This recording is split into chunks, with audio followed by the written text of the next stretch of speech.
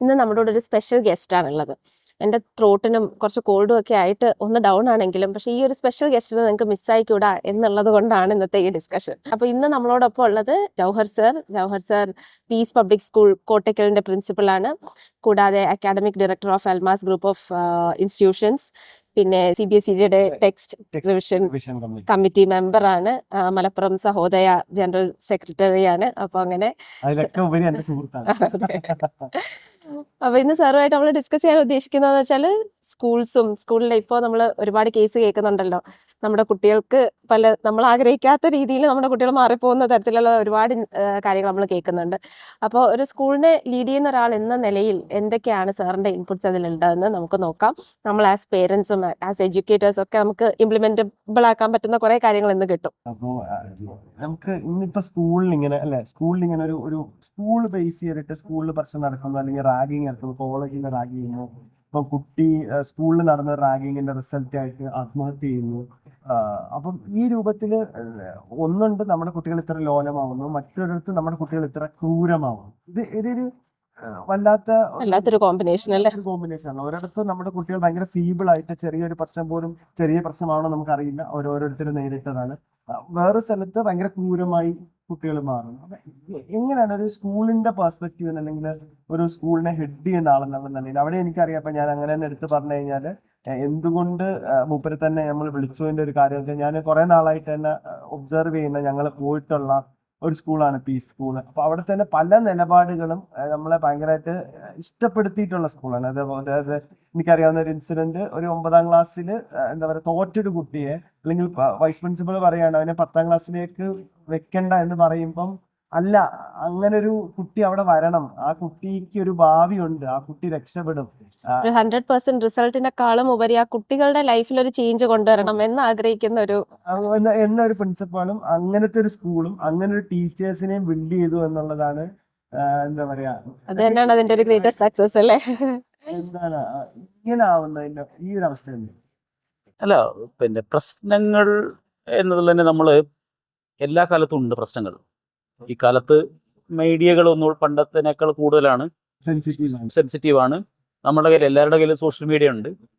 അതുകൊണ്ട് ഈ number of problems കൂടുതലാണെന്ന് തോന്നുമായിരിക്കും. എല്ലാ കാലത്തും പ്രശ്നങ്ങൾ ഉണ്ടായിരുന്നു. ഇപ്പോൾ റാഗിങ്ങിനെ കുറിച്ച് പറഞ്ഞപ്പോൾ വളരെ ബ്രൂട്ടലായിട്ട് റാഗിങ് കൊലപാതകങ്ങളൊക്കെ പണ്ട് കാലങ്ങളിലും വളരെ വ്യാപകമായിരുന്നു. അതിനെ തുടർന്നാണ് ആന്റി റാഗിങ് നിയമം തന്നെ നമ്മുടെ രാജ്യത്ത് വരികയൊക്കെ ചെയ്തിട്ടുള്ളത്.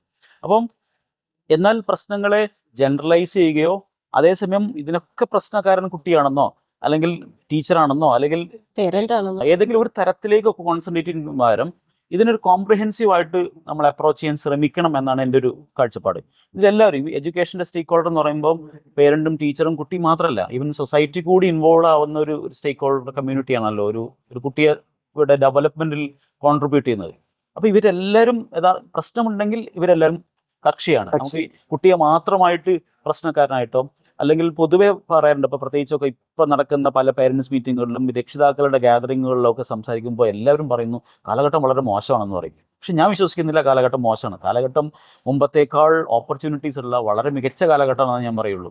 പണ്ട് നമ്മുടെ കുട്ടികൾക്ക് ഉണ്ടായിരുന്ന കരിയർ ചോയ്സുകളൊക്കെ വളരെ ലിമിറ്റഡ് ആയിരുന്നു. ഇന്ന് അവരുടെ സ്കില്ലിനെ ബേസ് ചെയ്തുകൊണ്ട് ഒത്തിരി ഓപ്പർച്യൂണിറ്റീസ് വരുന്ന കാലഘട്ടം മോശമാണെന്ന് നമുക്ക് എങ്ങനെ പറയാൻ പറ്റും? പക്ഷേ ആ കാലഘട്ടത്തെ മാനേജ് ചെയ്യുന്നിടത്ത് നമുക്ക് ആ കുട്ടിക്ക് ചുറ്റുമുള്ള ഒരു ലോകത്തിന് സംഭവിച്ചിട്ടുള്ള സ്വാഭാവികമായ പരിണാമം കൊണ്ടായിരിക്കും ഇത്തരത്തിലുണ്ടാവുന്നതായിരിക്കുന്നത്. എല്ലാ കാലത്തും എനിക്ക് തോന്നുന്നു എല്ലാ കാലഘട്ടത്തിലും അവിടുത്തെ ഒരു മുതിർന്ന ജനറേഷൻ അവിടുത്തെ ഒരു താഴ്ന്ന ജനറേഷനെ പുതിയ തലമുറ ന്യൂ ജനറേഷനിലെ വാക്ക് നമ്മൾ റീസെന്റ് ഉപയോഗിക്കുന്നതായിരിക്കും. പക്ഷെ ഇപ്പോഴാണ് ജെൻസി, ജെൻ ആൽഫ അങ്ങനെയൊക്കെയുള്ള ടേംസ് വരുന്നത്. അന്നും ഇവന്മാര് പ്രശ്നക്കാരാണ്. അന്നും അവരുടെ ഹെയർ സ്റ്റൈലിനെ കുറിച്ചും അവരുടെ ഡ്രസ്സിനെ കുറിച്ചൊക്കെ എല്ലാ കാലത്തും കൺസേൺസ് ഉണ്ടായിരുന്നുള്ളതാണ്. സാറ് പറഞ്ഞ പോലെ ഈ സോഷ്യൽ മീഡിയയുടെ ഒരു വ്യാപകമായതും ഇതിനൊരു വലിയ ഫാക്ടറാണല്ലോ. ഇപ്പോ സാറിനെ ഭീഷണിപ്പെടുത്തുന്ന കുട്ടി, അത് ശരിക്കും പറഞ്ഞാൽ പണ്ടും ഉണ്ടായിട്ടുണ്ട്, ഇപ്പോഴും ഉണ്ട്. ഇന്നതൊരു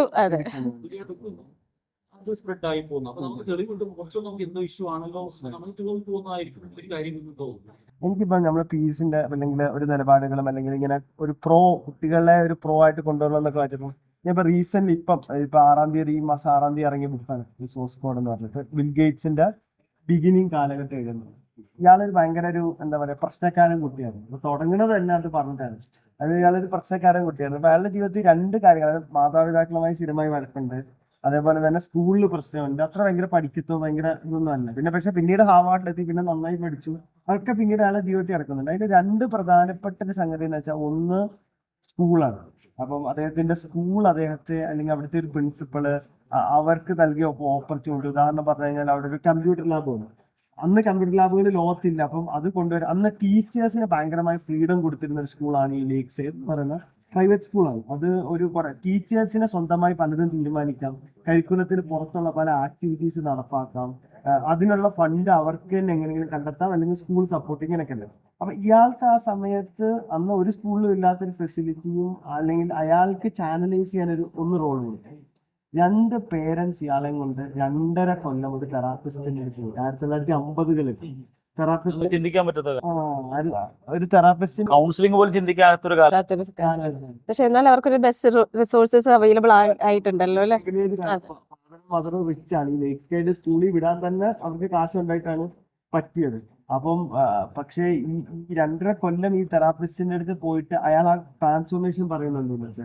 ആ തെറാപ്പിസ്റ്റ് അയാളെ എങ്ങനെയാണ് ഒരു ഉപദേശിക്കാതെ, സാറി ഉപദേശിക്കാനുള്ളത്, ഉപദേശിക്കാതെ അയാളെ കൊണ്ട് തന്നെ മനസ്സിലാക്കിപ്പിച്ചെടുത്ത് പേരൻസുമായി യോജിക്കാനും അക്കാഡമിക്കലി അയാളുടെ കഴിവുകൾ അയാൾ ശരിക്കും ചെയ്തിരുന്നത് ക്ലാസ്സിൽ മോശമാക്കുക, അല്ലെങ്കിൽ ക്ലാസ്സിൽ ടീച്ചറിനെ കളിയാക്കുക, ഒരു കോമഡി ഉണ്ടാക്കുക, ഇതിലാണ് ഒരു ചോദ്യം ചോദിച്ചാൽ അതിനെ കളിയാക്കുക, ഇതൊക്കെയാണ്.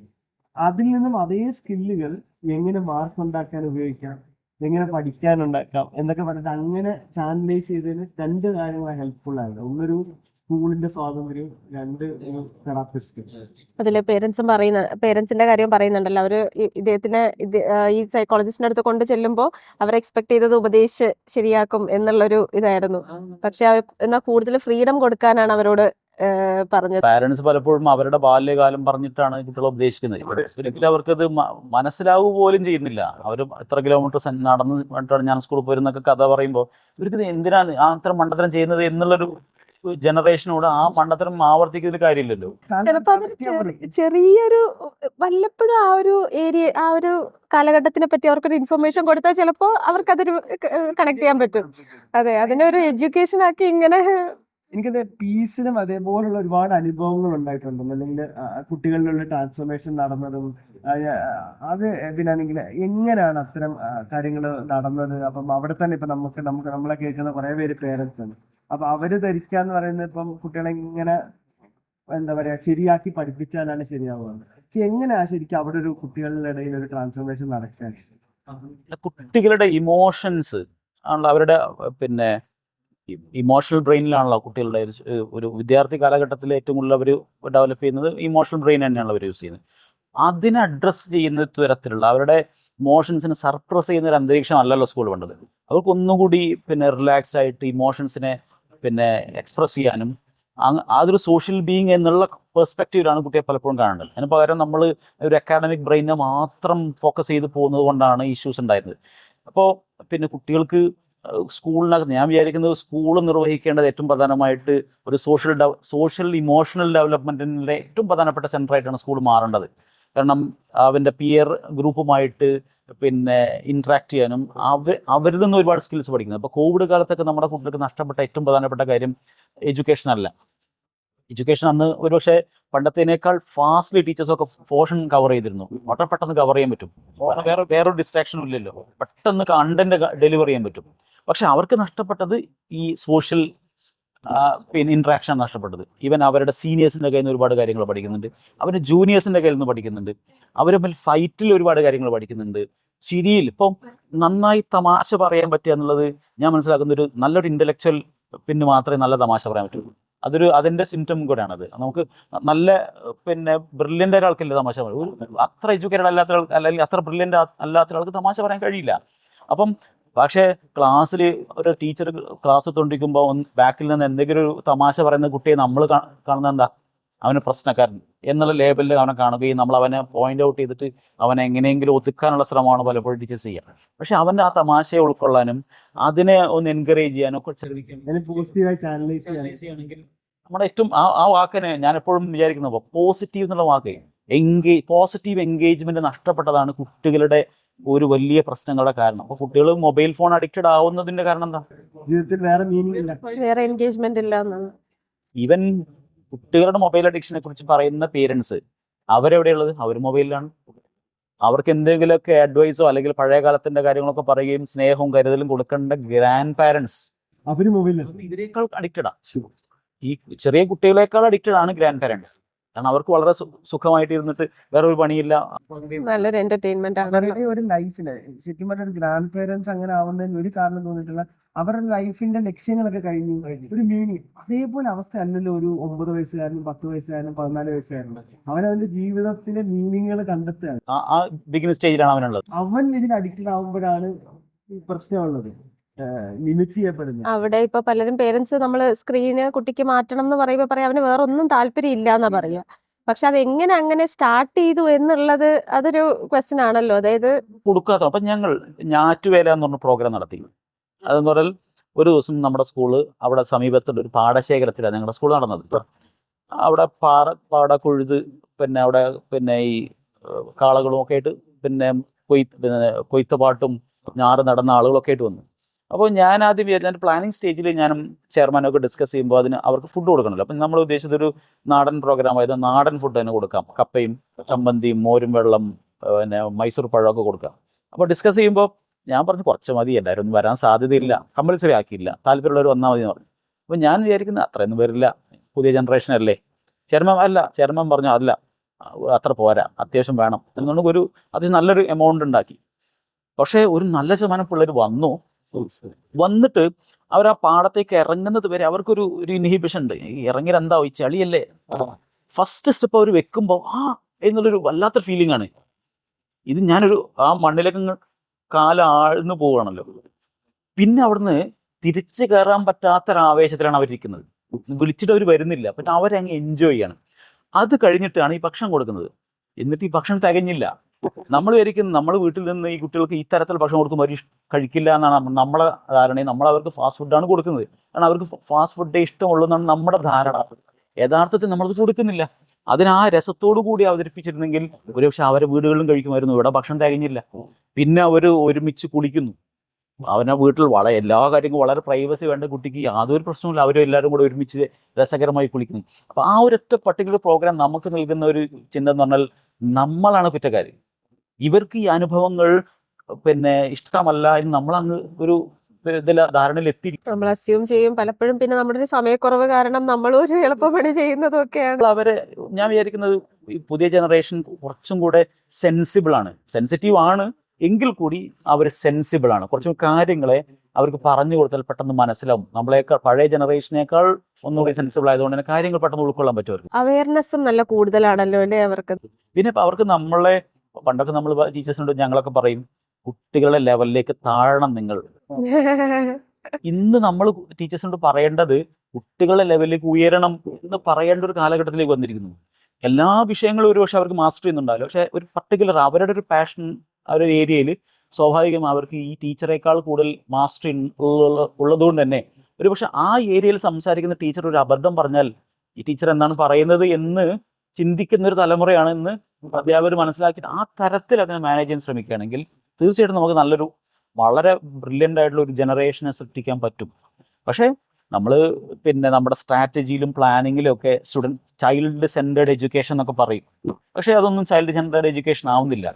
കുട്ടിക്ക് വേണ്ടിയിട്ട് പക്ഷെ അതിന് റിസ്ക് എടുക്കേണ്ടി വരും. കാരണം സൊസൈറ്റിയിൽ കൺവെൻഷണൽ ആയിട്ടുള്ള ഒരു മോഡിൽ നമ്മൾ മാറുമ്പോൾ അത് നമ്മുടെ സ്കൂളൊക്കെ മാറുമ്പോൾ പലപ്പോഴും എന്തൊക്കെ പറഞ്ഞാലും പരീക്ഷ മാർക്ക് എന്ന് പറയുന്ന ഒരു കൺസേൺ ഇതിൻ്റെ മേലെ വരുന്നത് കൊണ്ടാണ് പലപ്പോഴും പല സ്കൂളുകളെ സംബന്ധിച്ചിടത്തോളം മറ്റുള്ള ഒരു എക്സ്പീരിയൻസ് കൊടുക്കാൻ കഴിയാതെ പോകുന്നത്. പക്ഷെ അത് പതിയെ മാറി വരുന്നുണ്ടെന്നാണ് ഞാൻ മനസ്സിലാക്കുന്നത്. പക്ഷെ ഇപ്പൊ പ്രീ സ്കൂൾ ഇപ്പൊ 2.25 വയസ്സ് തൊട്ട് കുട്ടികളെ ചേർക്കുന്ന പ്രീ സ്കൂൾസ് ഉണ്ടല്ലോ. അവിടെ നമ്മൾ നോക്കുകയാണെന്നുണ്ടെങ്കിൽ ശരിക്കും പറഞ്ഞാൽ കരിക്കുലം ഭയങ്കര വാസ്റ്റ് ആണ്. അതിൻ്റെതായ പ്രഷർ ടീച്ചറിനും ഉണ്ട്. അപ്പോൾ ഈ പ്രായത്തിൽ ശരിക്കും കളിച്ച് നടക്കുന്ന പോലെ കുട്ടികൾ പഠിച്ചെടുക്കണം എന്നാണ് അവരുടെയൊക്കെ ഒരു ബേസിക് പ്രിൻസിപ്പിൾ വരുന്നതെങ്കിലും അവസാനം പേരൻസിനെ കൊണ്ടുപോലും വീട്ടിൽ നിന്ന് റിവൈസ് ചെയ്യിച്ച് ഇരുത്തി വായിപ്പിച്ച് കുട്ടികളെ പഠിത്തം വെറുത്തങ്ങനെ വരുന്ന അങ്ങനെ കുറേ പേരൻസ് പറയലുണ്ട്. KG-ലെത്തുമ്പോഴത്തേക്ക് എൻ്റെ കുട്ടി ഇംഗ്ലീഷിൽ ഫ്ലുവൻ്റ് ആയിട്ട് സംസാരിക്കണം എന്നാണ് പാരൻ്റ് എക്സ്പെക്ടേഷൻ. അവൻ യഥാർത്ഥത്തിൽ പ്രൈമറി KG വരുന്ന ഒരു പ്രിപ്പറേറ്ററി സ്റ്റേജ് ആണല്ലോ. അവൻ സെക്കൻഡ് സ്റ്റാൻഡേർഡ് വരെ പ്രിപ്പറേറ്ററി സ്റ്റേജാണ്. അത് അവൻ പഠിക്കാനുള്ള റെഡിനെസ്സിലേക്ക് വരുത്തുന്ന ഒരു പ്രോസസ്സാണ് നടക്കുന്നത്. അപ്പം പഠിത്തത്തെ ഇഷ്ടപ്പെടേണ്ട സമയം. പക്ഷെ അവന് വല്ലാത്ത സിലബസിന്റെ ബേർഡൻ കൊടുത്തിട്ട് പഠനമേ മടുക്കുന്ന ഒരവസ്ഥയിലേക്കാണ് പലപ്പോഴും. US ഒരു സ്റ്റഡി ഉണ്ട്, ഏർലി ഏജിൽ ഭയങ്കരമായി പ്രഷറൈസ് ചെയ്ത് പഠിപ്പിച്ച് സക്സസ് ആക്കുന്ന കുട്ടികൾ ഒരു 6th 7th ക്ലാസ്സിൽ ഫെയിൽ ആയി തുടങ്ങുന്നതാണ്. അപ്പം ഒരു പഠനം വെറുക്കൽ കുട്ടികളിൽ വരുന്നു. മാസ്മെലോ ടെസ്റ്റ് പറഞ്ഞ അതിലൊക്കെ ആ ഒരു കാര്യങ്ങളാണ് പറയുന്നത്. അപ്പോൾ പിന്നെ ഇതിനെ കുട്ടിക്ക് ഇഷ്ടപ്പെട്ട് പഠിക്കുന്ന ഒരു സാഹചര്യം. പിന്നെ ഇപ്പം കരിക്കുലങ്ങളിലും അതുപോലെ പൊതുവെ അപ്രോച്ചുകളും മാറ്റങ്ങൾ വരുന്നുണ്ട്. പക്ഷെ ഒരു ജനറലൈസ് ചെയ്യപ്പെടും. പക്ഷെ സമയഭാവിയിൽ ആ തരത്തിലേക്ക് വരും എന്നാണ് മനസ്സിലാക്കുന്നത്. ഒരു ഇംപ്ലിമെന്റേഷൻ ലെവലിലേക്ക് ആ ഒരു കോൺസെപ്റ്റ്സ് ഒക്കെ എത്തുക എന്നുള്ളതാണ്. ഇപ്പൊ കഴിഞ്ഞ ആഴ്ച ഞങ്ങൾ പിന്നെ NCERT പോയിരുന്നു. അപ്പോൾ ശരിക്കും നമ്മുടെ എഡ്യൂക്കേഷൻ സിസ്റ്റത്തെക്കുറിച്ച് നല്ല ഒരു അഭിമാനം തോന്നിയ സന്ദർഭമാണ്. അവിടെ ഒരുപാട് ടെക്നോളജി ശരിക്കും നമ്മുടെ എഡ്യൂക്കേഷനിലേക്ക് ഇൻകോർപ്പറേറ്റ് ചെയ്യേണ്ട സമയം. അപ്പോൾ നമുക്ക് ഞാൻ പറയും കോവിഡ് യഥാർത്ഥത്തിൽ ഒരു നല്ല കാര്യമാണ് സംഭവിച്ചത്. കോവിഡ് സംഭവിച്ചില്ലായിരുന്നെങ്കിൽ പക്ഷേ ഇത്രമേൽ ടെക്നോളജി എഡ്യൂക്കേഷൻ ഭാഗമായി മാറുമായിരുന്നു എത്ര പെട്ടെന്ന്. ശരിയാണ്. അത് പെട്ടെന്ന് ആൾക്കാർ പലതിനോടും ഫോഴ്സ്ഫുള്ളി അഡോപ്റ്റ് ചെയ്തു, അല്ലെങ്കിൽ കുറെ കാലം എടുത്ത് ചെയ്യേണ്ട. ഇല്ലെങ്കിൽ ഈ എഡ്യൂക്കേഷൻ ഈ മാറ്റം സംഭവിക്കാറുണ്ടാവില്ല. അല്ലെങ്കിൽ സൂം മീറ്റിംഗ് എന്ന് വെച്ചാൽ എല്ലാവർക്കും അതിന് തൊട്ടും വരെ കുട്ടികൾക്ക് മൊബൈൽ ഫോൺ കൊടുക്കില്ല, സ്റ്റഡീസിന് ഒരിക്കലും കൊടുക്കില്ല എന്ന് പറയുന്ന രക്ഷിതാക്കൾക്ക് ഇനി കൊടുക്കാതിരിക്കാൻ മാർഗമില്ലല്ലോ. പക്ഷെ അതിൻ്റെതായ നെഗറ്റീവ്സും ഇല്ലേ? ഇപ്പോൾ കുട്ടികൾക്ക് എല്ലാവർക്കും സ്വന്തമായ ഒരു ഫോണും അവർക്ക് അവരുടേതായ പ്രൈവസിയും കിട്ടുമ്പോൾ ഒരുപാട് പ്രശ്നങ്ങൾ അത് കാരണം ഫേസ് ചെയ്യുന്ന പേരൻസ് ഉണ്ട്. പേരൻസിൻ്റെ ഒരു കൺട്രോളിൽ നിന്ന് എന്താ കുട്ടി വാച്ച് ചെയ്യുന്നത്, എത്ര നേരമാണ് വാച്ച് ചെയ്യുന്നത് ഒന്നും അറിയാതെ ഒരു കൺട്രോൾ വിട്ടു പോകുന്ന ഒരു കേസസും ഒരുപാട് കാണുന്നു. വ്യത്യസ്തമായൊരു അനുഭവം എനിക്കുള്ളത്, പിന്നെ ഞാൻ പറയുന്നത് അതിനെ നേരത്തെ പറഞ്ഞ ഈ പോസിറ്റീവ് എൻഗേജ്മെന്റ് എന്നുള്ള ഒരു ടേമിലേക്ക് കൊണ്ടുവരികയാണെങ്കിൽ ആ പ്രശ്നത്തിന് പരിഹാരമാവുന്നു തോന്നുന്നു. കുട്ടികൾക്ക് എന്താണ് മൊബൈൽ ഫോൺ ഉപയോഗിച്ച് ചെയ്യേണ്ടത് എന്ന് അറിയാത്ത പ്രശ്നമുണ്ട്. അതെ, അവനെ നമുക്ക് ചില ലക്ഷ്യങ്ങൾ വേണം. അപ്പം ഞങ്ങളുടെ സ്കൂളിൽ കോവിഡ് കാലത്താണ് ഒരു കോഡിങ് കരിക്കുലം. സാധാരണ അതിൽ സ്കൂളുകളിൽ ഉണ്ടാകുന്ന IT കരിക്കുലം എന്ന് പറഞ്ഞാൽ പിന്നെ വളരെ ഫണ്ടമെന്റൽ ആയിട്ടുള്ള കമ്പ്യൂട്ടറിനെ കുറിച്ചും ഒക്കെയുള്ള ഓപ്പറേഷൻ സൈഡും ഒക്കെ ഉണ്ടാവുക. കമ്പ്യൂട്ടർ എന്നുള്ളത് ഇതിന്റെ കണ്ടന്റ് ചില പാരന്റ്സിനൊക്കെ അയ്യോ ഇത് ഇത്ര നമ്മളെ പിള്ളേർക്ക് താങ്ങുമോ എന്നൊക്കെ ആയിരുന്നു. പക്ഷേ ആ കോഡിങ്ങുമായി ബന്ധപ്പെട്ട കരിക്കുലം ഇൻട്രൊഡ്യൂസ് ചെയ്തപ്പോൾ കുട്ടികളുടെ പ്രത്യേകിച്ച് ഈ ജനറേഷനിൽ ഞങ്ങളൊക്കെ അനുഭവിക്കുന്ന പറഞ്ഞാൽ ആൺകുട്ടികൾ പെൺകുട്ടികളെ കമ്പയർ ചെയ്യുമ്പോൾ എന്റെ ഒരു ചോദ്യമായിരുന്നു, പെൺകുട്ടികളാണ് കുറച്ചുകൂടെ അക്കാഡമിക്കലി ഇപ്പൊ ബ്രില്യൻ്റ് ആയിട്ട് വരുന്നത്. പണ്ട് കാലങ്ങൾ ആൺകുട്ടികളായിരുന്നല്ലോ. ഇപ്പൊ നേരെ ഓപ്പോസിറ്റ് സംഭവിക്കുന്നു. അപ്പോൾ ആൺകുട്ടികൾ എല്ലാത്തിനോടും താല്പര്യമില്ലാതെ അങ്ങനെ ഒരു തണുത്ത ജനറേഷനായിട്ട് വരുന്നത്. പക്ഷെ ഈ ഒരു ഇത് ഇൻട്രൊഡ്യൂസ് ചെയ്തതോടുകൂടി അവർക്ക് കൂടി താല്പര്യമുള്ള, പ്രത്യേകിച്ച് ടെക്നോളജി കുറച്ചുകൂടി താല്പര്യമുള്ള ആൺകുട്ടികൾ. അപ്പോൾ അവർ അതിലേക്ക് വരികയും അവരുടെ റെഫറൻസുകളും അവരുടെ പിന്നെ ഈവൻ യൂട്യൂബ് ചാനലുകൾ പോലും ഇതിനെ ബേസ് ചെയ്തുകൊണ്ടുള്ള റിസർച്ചുകളും സ്റ്റഡീസും ആയപ്പോൾ അതൊരു പോസിറ്റീവ് ഇമ്പാക്റ്റ് അവരുടെ സ്റ്റഡീസിലും അവരുടെ മൊത്തം ആറ്റിറ്റ്യൂഡ്, ലൈഫിനെ കുറിച്ചുള്ള ആറ്റിറ്റ്യൂഡിലും മാറി. അത് പിന്നെ അവരുടെ പേഴ്സണാലിറ്റിയിൽ മാറ്റങ്ങൾ വരുത്തി, അവരുടെ കോൺഫിഡൻസ് ലെവൽ ഉയർത്തി, അവരുടെ കമ്മ്യൂണിക്കേഷൻ ലെവലും. എനിക്ക് പേഴ്സണലി അങ്ങനെ ഒരു അനുഭവം പറയാൻ, ഞാനൊരു ഡിസ്ലെക്സിക് ആയുള്ളതാണ്. ഇപ്പൊ ഡിസ്ലെക്സിക് ആയിരുന്നു എന്ന് പറയുന്നേക്കാൾ എപ്പോഴും അതുകൊണ്ട് മാറ്റാൻ കഴിയില്ലല്ലോ, മാനേജ് ചെയ്യാനേ പറ്റും. അപ്പൊ ഇപ്പോഴും ഞാൻ BEd എഴുതുമ്പോൾ ചിലപ്പോൾ എനിക്ക് കിട്ടിയെന്ന് പറയാൻ. അപ്പൊ ഞാനൊരു 7ാം ക്ലാസ് വരെ ഒരു ബിലോ ആവറേജ് കുട്ടിയാണ്, അല്ലെങ്കിൽ ഡിജിറ്റ്സിലൊക്കെ മാർക്ക് വാങ്ങുന്ന കുട്ടിയാണ്. അപ്പൊ എൻ്റെ ജീവിതത്തിൽ 2 സംഭവങ്ങളാണ് എനിക്കൊരു ഒരു വഴിത്തിരിവെന്ന് പറയാൻ കഴിയുന്നത്. ഒന്നെന്ന് വെച്ചാൽ ഞാൻ മാത്സിന് ഒരു ടീച്ചറിനെ അവിടെ ട്യൂഷൻ പഠിച്ചു. അപ്പൊ മാത്സിലാണ് ഞാൻ ഭയങ്കര മോശം, അല്ലെങ്കിൽ മാത്സാണ് എനിക്ക് എന്താ ഡിജിറ്റ്സിൽ മാർക്ക് കിട്ടുന്ന ഒരു ഇതുണ്ട്. അപ്പം നമുക്ക് ഇന്നത്തെ കാലത്ത് എങ്ങനെയാണെന്ന് എനിക്കറിയില്ല. അന്ന് രസം എന്താന്ന് വെച്ച് കഴിഞ്ഞാൽ ഒരു കുട്ടി പഠിക്കില്ലെങ്കിൽ അവനൊരു മോശം കുട്ടിയാണ്. അതായത് പിന്നാണെങ്കിൽ കുഴപ്പക്കാരൻ എന്നൊക്കെയാണ്. ഞാൻ അങ്ങനെ ഞാൻ പിന്നെ പഠിക്കണ കുട്ടിയായിട്ട് ഞാൻ പിന്നെ കുറച്ച് കുഴപ്പക്കാരനായിരുന്നു. പക്ഷെ അന്ന് എല്ലാവരും എന്ത് ചെയ്തു, അതൊരു പോസിറ്റീവായിട്ടാണ് കണ്ടത്. അവൻ എന്ത് ചെയ്താലും പഠിക്കുമല്ലോ എന്നാണെന്ന് ഡയലോഗ് എടുക്കുക. അപ്പൊ ഞാനൊന്നും ഒരു കുഴപ്പമുള്ള ആളല്ല, പക്ഷെ എനിക്കൊരു കുഴപ്പക്കാരൻ ആ ഒരു ടാഗ് നമുക്ക് കിട്ടും, പഠിക്കില്ല എന്നുള്ളൊരു കാരണമായിരുന്നു.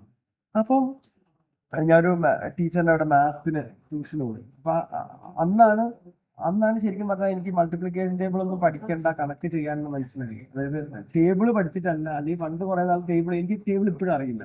പക്ഷെ ഞാൻ പിന്നെ കണക്കിന് മുഴുവൻ മാർക്ക് വാങ്ങിച്ചു. പിന്നീട് ജീവിതത്തിൽ കണക്കുള്ള പല പരീക്ഷകളും എന്താ പറയാ നന്നായി ജയിക്കാൻ പറ്റി. അത് മാത്രമല്ല കുറെ കാലം ജീവിതത്തില് കണക്ക് കൊണ്ട് ജീവിച്ചു എന്ന് വേണമെങ്കിൽ പറയാം. അങ്ങനെ ജീവിച്ചാൽ അപ്പം ആ അതൊന്ന് ഒരു ടീച്ചറിന്റെ അടുത്ത് പോയി ആ ടീച്ചർ എന്നിൽ വരുത്തിയ ഒരു മാറ്റം, അല്ലെങ്കിൽ മൾട്ടിപ്ലിക്കേഷൻ ടേബിൾ വേണ്ട, ഫാസ്റ്റായി അഡിഷൻ ചെയ്താൽ മതി എന്ന് ഉള്ളത്. ഇപ്പൊ എനിക്ക് ഒരാൾ കാണാതെ മൾട്ടിപ്ലിക്കേഷൻ ടേബിൾ പറയുന്നതിനേക്കാൾ പെട്ടെന്ന് ആഡ് ചെയ്തിട്ട് എനിക്ക് അതേ മൾട്ടിപ്ലിക്കേഷൻ ചെയ്യാൻ പറ്റും. അത് തിരിച്ചറിഞ്ഞതോടുകൂടി എന്റെ പകുതി പ്രശ്നം പോയി. സ്കില്ലായിട്ട് കണക്ട് ചെയ്യിപ്പിച്ചു. പിന്നെ രണ്ടാമതുണ്ടായിരുന്നെന്ന് വെച്ച് കഴിഞ്ഞാല് സ്കൂളിലെ പിന്നെ സയൻസ്, അങ്ങനെ സ്കൂള് മാറി. ആ സ്കൂളിന്റെ ഒരു പ്രത്യേകത ഉണ്ടായിരുന്നു, സ്കൂൾ കുറച്ചും കൂടെ ഓപ്പൺ ആയിരുന്നു. അപ്പൊ അവിടെ ഈ സയൻസ് ക്ലബിൽ എന്നും പറയും. അപ്പം അതോടുകൂടിയാണ് ശരിക്കും പറഞ്ഞു കഴിഞ്ഞാല് എനിക്ക് എന്തെങ്കിലുമൊക്കെ ചെയ്യാൻ പറ്റും. അത് കഴിഞ്ഞിട്ട് നമ്മളൊരു ക്ലാസ്സിൽ ഒരു ടോപ്പർ ആവുകയാണ്. ആ ഒരു ട്രാൻസ്ഫോർമേഷൻ നടന്നതാണ്. എനിക്കും ഈ കുട്ടിയുടെ കാര്യം അല്ലെങ്കിൽ അവരുടെ കാര്യം പറഞ്ഞപ്പോൾ ആ ഒരു ട്രാൻസ്ഫോർമേഷൻ, അയാൾക്ക് എന്തെങ്കിലും ചെയ്യാൻ പറ്റുമെന്ന് കണ്ടെത്തുമ്പോൾ അയാൾ എല്ലാത്തിലും ഇൻട്രസ്റ്റഡ് ആവും. അതാണ് ഞാൻ ഇതിന്റെ ഈ കോഡിങ് തുടങ്ങിയ ശേഷം ഒരു കുട്ടി നമ്മൾ ചെറിയ സെഷൻ വെച്ചപ്പോൾ നന്നായിട്ട് പ്രസന്റ് ചെയ്യുന്നു. അപ്പോൾ അവന്റെ മാത്സ് ടീച്ചർ, സാർ ഇവൻ മാത്സിൽ വളരെ വീക്കാണല്ലോ. പക്ഷേ അത് ബ്രേക്ക് ആയത് അവനെ സംബന്ധിച്ചിടത്തോളം. പിന്നീട് അവൻ മാത്സിൽ സ്കോർ ചെയ്യുന്നു. പിന്നെ ലാംഗ്വേജ് വളരെ നന്നായിട്ട്, പിന്നെ കമ്മ്യൂണിക്കേഷൻ സ്കിൽ ഡെവലപ്പ് ചെയ്തു, അക്കാഡമിക് സ്കിൽ ഒരുപാട് ഡെവലപ്പ് ചെയ്തു. അവൻ പിന്നീട് ഒരുപാട് ഇൻവെൻഷൻസ് നടത്തി. ഞാൻ ആ കുട്ടിയെ ഒരിക്കൽ കണ്ടിരുന്നു. പിന്നെ ഇങ്ങനെ എന്താ പറയാ ഹഡിലിന് പോയപ്പോ മറിയുണ്ട് എന്റെ ഇന്റർനാഷണൽ റിസർച്ച് കോൺഫറൻസിൽ പേപ്പറൊക്കെ പ്രസന്റ് ചെയ്തു.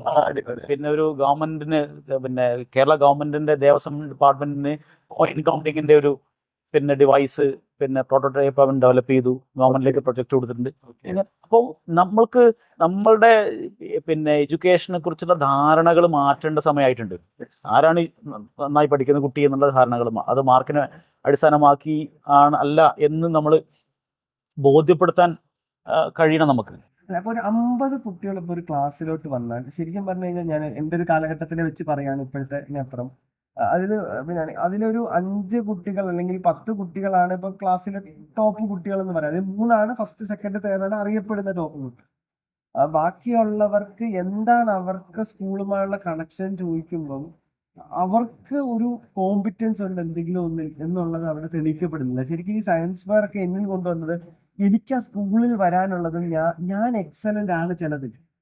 അപ്പൊ സ്വാഭാവികമായിട്ട് ആ ഒരു റിയലൈസേഷൻ എന്നെ ബാക്കി പലതും എന്ത് ചെയ്തു, അപ്പൊ പിന്നെ ഇതും എനിക്ക് കിട്ടുന്നതല്ലേ, എനിക്കിപ്പോ കിട്ടാത്ത കാര്യമാണ്. ഇപ്പൊ എന്നെ സംബന്ധിച്ച മാത്സിൽ 100 ഔട്ട് ഓഫ് 100 കിട്ടിയ ദിവസം എന്നെ സംബന്ധിച്ചുള്ള റിയലൈസേഷൻ എന്താണെന്ന് വെച്ചാൽ ഇനി എനിക്ക് എല്ലാം പറ്റും, എനിക്കും പറ്റും. എനിക്കും പറ്റും. അതായത് ഇത് ക്രാക്ക് ചെയ്താൽ ഞാൻ എല്ലാം ക്രാക്ക് ചെയ്യും എന്ന റിയലൈസേഷൻ ആണ് ഉണ്ടായത്. അപ്പൊ അതെല്ലായിടത്തും നടന്നു. അവന്റെ സ്പേസ് അവനെ ബോധ്യപ്പെടുത്തി കൊടുക്കണം. എന്തെങ്കിലും ഒരു ഏരിയയിൽ കഴിവുണ്ടാവുമല്ലോ, അതിനുള്ള പ്രോഗ്രാംസ് സ്കൂളിനകത്തും വേണം. ഒരു എല്ലാ നന്നായി പഠിക്കുന്ന കുട്ടികൾക്ക് വേണ്ടി മാത്രമുള്ള അക്കാഡമിക് ആക്ടിവിറ്റീസോ അല്ലെങ്കിൽ കലയിലും സ്പോർട്സിലും കഴിവുള്ളവർക്ക് വേണ്ടി മാത്രമുള്ള അത്തരം പ്രോഗ്രാമുകൾ മാത്രമല്ല, നന്നായി സംസാരിക്കാൻ കഴിയുന്നവർക്കുള്ള ആക്ടിവിറ്റീസും ഇത്തരത്തിലുള്ള എക്സ്ട്രാ പിന്നെ സ്കിൽ ബേസ്ഡ് ആയിട്ടുള്ള കാര്യങ്ങൾക്കും. ഇപ്പോൾ നമ്മൾ പിന്നെ നമ്മുടെ സ്കൂളിൽ ഒരു എഞ്ചിനീയറിംഗ് കോളേജുമായിട്ടൊരു എഗ്രിമെന്റ് വെച്ചിട്ടുണ്ട്. അപ്പോൾ അത് നമ്മൾ ഉദ്ദേശിക്കുന്നത് വളരെ ബേസിക് ആയിട്ടുള്ള സ്കിൽസ് കുട്ടികൾക്ക് എൻഷുർ ചെയ്യുക. ഒരു വളരെ പ്രാഥമികമായുള്ള ഇലക്ട്രിക്കലും അത്തരത്തിലുള്ള കാര്യങ്ങളൊക്കെ വേണമല്ലോ ഒരു മനുഷ്യനാവുന്ന പ്രോസസ്സിൽ. പിന്നെ ഒരുപക്ഷെ നമ്മളെ കുട്ടികൾക്ക് അക്കാഡമിക് എക്സലൻസ് ഉണ്ടെങ്കിലും അവർക്കൊരു സൊസൈറ്റിയിലെ ഒരു സിറ്റിസൺ എന്നുള്ള രൂപത്തിൽ ബിഹേവ് ചെയ്യാനും, അപ്പോൾ ഒരു പബ്ലിക് ട്രാൻസ്പോർട്ടേഷനിൽ യാത്ര ചെയ്യാനുള്ള കഴിവാണ്, ഒരു ക്യൂവിൽ നിൽക്കാനുള്ള കഴിവ് നമുക്ക് ആർജിച്ചെടുക്കണം. പിന്നെ ഒരു സർക്കാർ ഓഫീസിൽ പോയിട്ട് ഒരു ഫോം ഫില്ല് ചെയ്യാൻ എത്ര പേർക്ക് നമുക്ക് പറ്റും? നമ്മളെ ഈ എഡ്യൂക്കേറ്റഡ് ക്ലാസ് എന്ന് പറയുന്ന പ്രത്യേകിച്ച് കൺവെൻഷനൽ ആയിട്ടുള്ള കുറെ ഫോംസ് ഉണ്ടല്ലോ, അതൊക്കെ ഫില്ല് ചെയ്യാൻ പറ്റുമ്പോഴല്ലേ അവന്റെ എഡ്യൂക്കേഷൻ കൊണ്ട് അവന് വീട്ടിൽ വരുന്ന ഒരു അതിഥിയെ സ്വീകരിക്കും, നിങ്ങൾ ഇരിക്കൂ ഫാദർ വരും എന്ന് പറയാനുള്ള മിനിമം പിന്നെ കമ്മ്യൂണിക്കേഷൻ സ്കില്ലെങ്കിലും ആർജിച്ചിട്ടില്ലെങ്കിൽ അവൻ എഡ്യൂക്കേറ്റഡ് ആണെന്ന് പറയുന്നതിൽ യാതൊരു കാര്യമില്ല. ഇപ്പോൾ നേരത്തെ പറഞ്ഞ പോലെ കുട്ടികളും ഏറ്റവും കുറച്ച് മൊബൈൽ ഫോൺ ഉപയോഗിക്കുന്ന ഒരു അക്കാഡമിക് ഇയറിൽ അവരുടെ കലോത്സവങ്ങൾ, സയൻസ് ഫെയറുകൾ ഇങ്ങനെയുള്ള ദിവസങ്ങളിലാണ് അവർ ഏറ്റവും കുറച്ച് മൊബൈൽ ഫോൺ ഉപയോഗിക്കുന്നത്. കാരണം എന്താ, അവൻ അന്ന് വേറെ എൻഗേജ് ചെയ്യുന്ന ഒരുപാട് കാര്യങ്ങളുണ്ട്. അപ്പം നേരത്തെ പറഞ്ഞ പോയിന്റിലേക്ക് തന്നെ വരുമ്പോൾ നമുക്ക് വേറെ പണി കൊടുത്താൽ, അവന് പോസിറ്റീവ്ലി എൻഗേജ് ചെയ്യാനുള്ള അവസരം ഉണ്ടാക്കി കൊടുത്താൽ ഈ പറഞ്ഞ അതിൻ്റെ മോശം വശത്തിലേക്ക് കുട്ടികൾ ഒരിക്കലും ഡൈവേർട്ട് ചെയ്ത് പോവില്ല. പിന്നെ മോശപ്പെട്ടതാണെന്ന് അവന് ബോധ്യപ്പെടുത്തിയാൽ അവർക്ക് മനസ്സിലാവുകയും ചെയ്യും. പക്ഷേ നമ്മൾ ബേസിക്കലി നമ്മൾ പോലും അതിൽ നിന്ന് മാറാൻ തയ്യാറല്ലാതെ കുട്ടിയിൽ മാത്രം ഒരു അത്ഭുതം സംഭവിക്കണം എന്ന് പറഞ്ഞാൽ നടക്കുന്ന കാര്യമല്ല.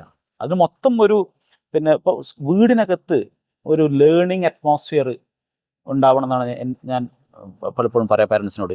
അതായത് നിങ്ങളുടെ കുട്ടിക്ക് വൈകുന്നേരം പഠിക്കണം എന്ന് തോന്നണമെങ്കിൽ ഇന്ന സമയം മുതൽ ഇന്ന സമയം വരെ ഒരു പഠന സമയമാണ് എന്ന് തോന്നണം. ഇപ്പം ഞാൻ രക്ഷിതാക്കൾ പറയും, നിങ്ങൾക്ക് ഇനി ഒന്നും ചെയ്യാനില്ലെങ്കിൽ ഒരു പുസ്തകം എടുത്ത്, ഒരു കഥാപുസ്തകം എടുത്തെങ്കിലും നിങ്ങൾ അവരുടെ കൂടെ ഇരിക്കൂ. പക്ഷെ എന്നാ അവിടെ TV കാണുന്നവരുണ്ടായിരിക്കും, മൊബൈൽ ഫോണിൽ ഇരിക്കുന്നവരുണ്ടായിരിക്കും. ചെയ്യാൻ ഒരുപാട് കാര്യങ്ങൾ അതിനകത്ത് നടക്കുന്നുണ്ട്. ഒരുപക്ഷെ ചില ഉമ്മമാര് പിന്നെ കിച്ചണിൽ പാത്രങ്ങളുടെ ശബ്ദമായിരിക്കും കേൾക്കുന്നുണ്ടാവും. അതും അവനെ ഡിസ്ട്രാക്ട് ചെയ്യുന്ന കാര്യമാണല്ലോ. ഇതെല്ലാം സ്റ്റോപ്പ് ചെയ്തിട്ട് ആ വീടിനകത്തുള്ള പേരൻസ് ആണെങ്കിലും ഗ്രാൻഡ് പേരൻസ് ആണെങ്കിലും ഒക്കെ ഈ ലേണിങ്ങുമായി ബന്ധപ്പെട്ട് കുറച്ച് സമയം അവരും എൻഗേജ്ഡ് ആവുകയാണെങ്കിൽ മൊത്തത്തിലൊരു ലേണിംഗ് അറ്റ്മോസ്ഫിയർ ക്രിയേറ്റ് ചെയ്യപ്പെടുകയും ആ ഒരു പോസിറ്റീവ് വൈബ് കുട്ടികളെയും അക്കാഡമിക്സിലേക്ക് കൊണ്ടുവരാൻ. നമ്മുടെ ആൾക്കാർ ഇങ്ങനെ കുട്ടികൾ വായിക്കാൻ എങ്ങനെ തുടങ്ങിയെന്ന് ചോദിക്കുമ്പോൾ വായന ഇപ്പൊ എല്ലാരും ബുക്സിന്റെ ഫാൻസ് ആണ്.